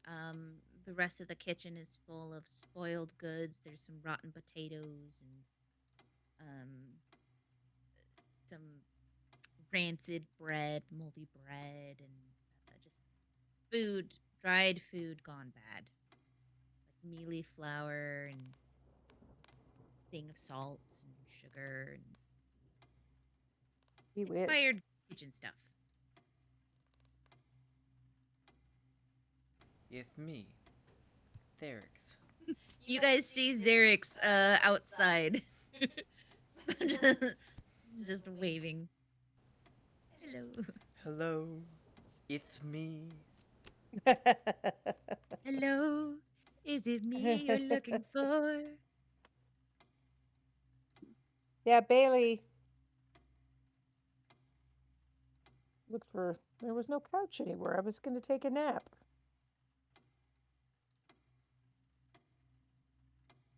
There's Is there nowhere to any? sit in this house. There's tons of places to sit. I don't see a nice, comfy chair anywhere. There was a nice comfy chair in the game room. Oh. There was 2 comfy chairs.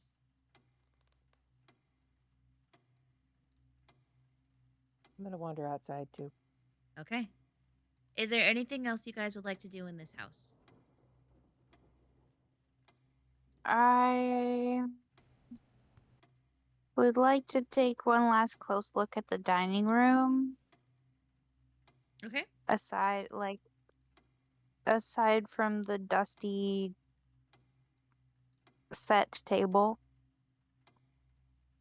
You see that there are, if you're looking in the cupboards, they're just full of dishes. You see a few of them just appear to be empty. Like there were dishes in there and they're gone.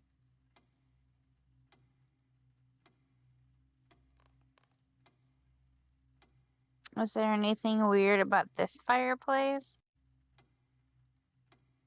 that In I the kitchen, noticed? it's huge. Mm-hmm. It's got a cooking pot in it, and Oh, it no, is. sorry. Sorry, it disconnected me. In the dining room, yeah. Oh, it is huge. There is a nice room of fireplace, like wood, and would be like a nice roaring fire. It is covered in soot. This fireplace was heavily used, and there is just a pile of ash on the ground. There are no candelabras attached to this fireplace.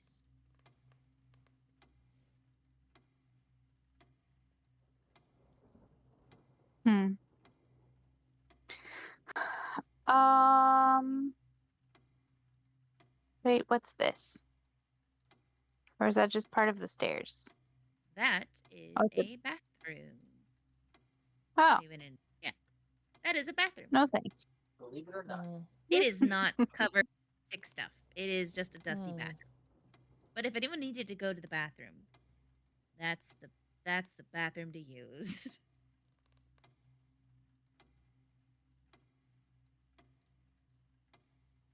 Does it look like anyone's used it recently?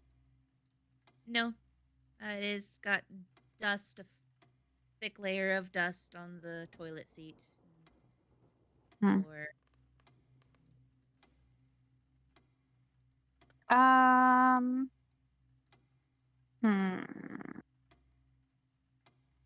guess Xerix I just would let. collapse.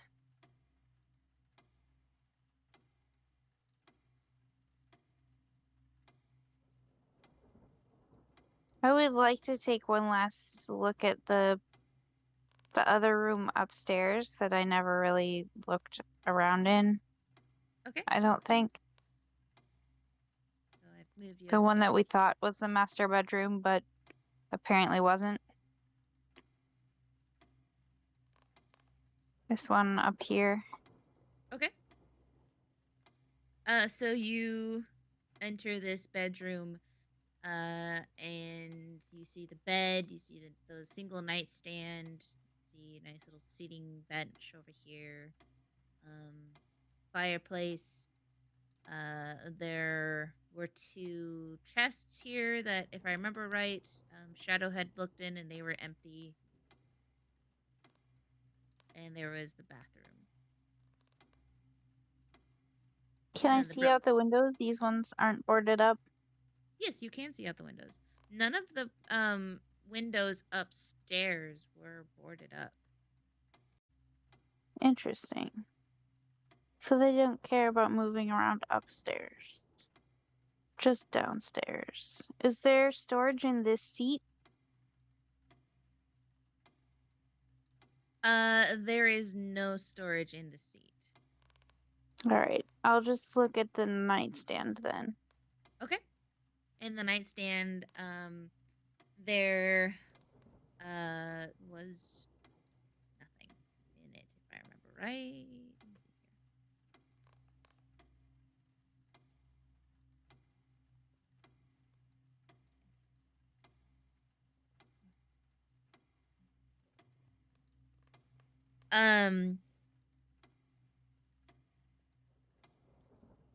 see here. There was nothing in the nightstand.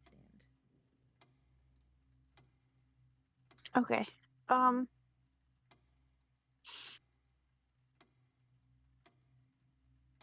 guess I'll go join everyone that's outside. Okay. So I can't think of anything else to look at that I haven't really already. I will say, just to let you guys know, you guys have found everything. I thought there might have been some clues that you did not find, but because you did a thorough check in the kitchen, you found the last clue, Amanda. So, I mean, outside of if you guys just want to start taking books and dishes and silverware and furniture, there's nothing of importance as That, far as this investigation goes. that's why I asked the way I did about the painting. I The thought maybe it painting? was one of those ones that, like, you look through the eyeballs or something.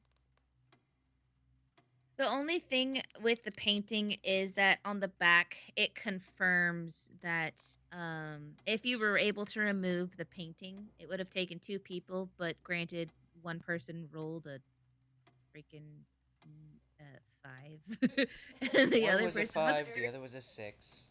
yeah. So you guys just weren't strong enough with your weak little arms to lift it up, but you would have noticed that there was written scripture on the back of the painting that just said portrait of the McIre McLear household.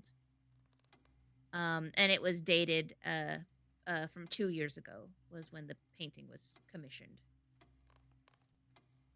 So that's the only thing. It wasn't really of importance. It was just confirmation that, yep, this is that guy's house and there's a picture of his family. Hmm.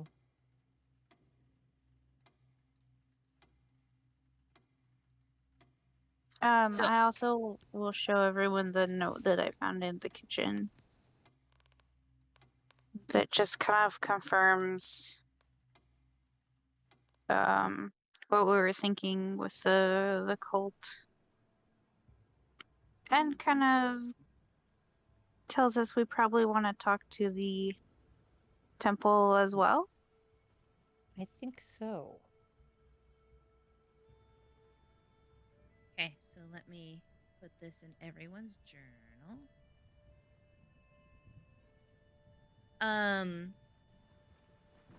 Those that had who has the book of gods? So Yes, Ira, I have it. I want you to roll a intelligence for me. Or wisdom.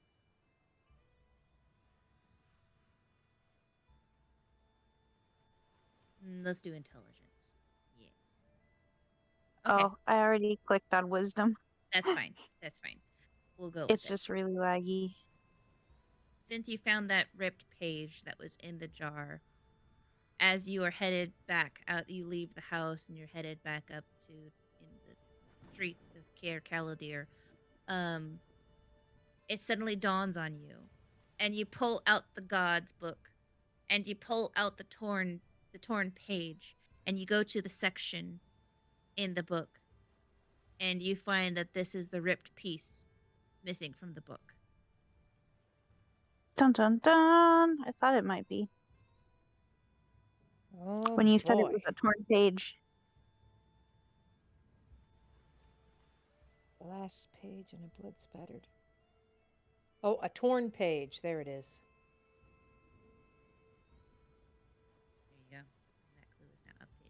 Mm-hmm.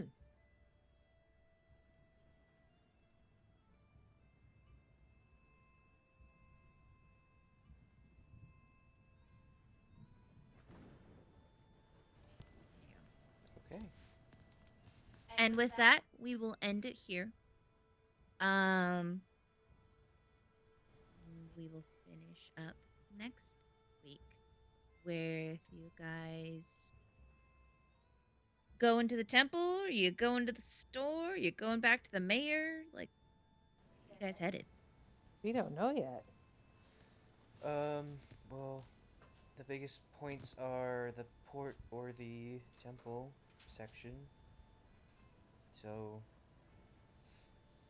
Why the port? didn't the mayor ask us to go to the port? No. Check out. No? Oh. This was the port master's home that he asked you to investigate. And that's what you guys just did. Oh, okay. So I guess the temple then. Yep. Find out about Talos or cults or whatever. Yeah. Yeah. I also still want to stop by the docks and see if I can convince them to give me a plaid thing. I gotta go to that bar.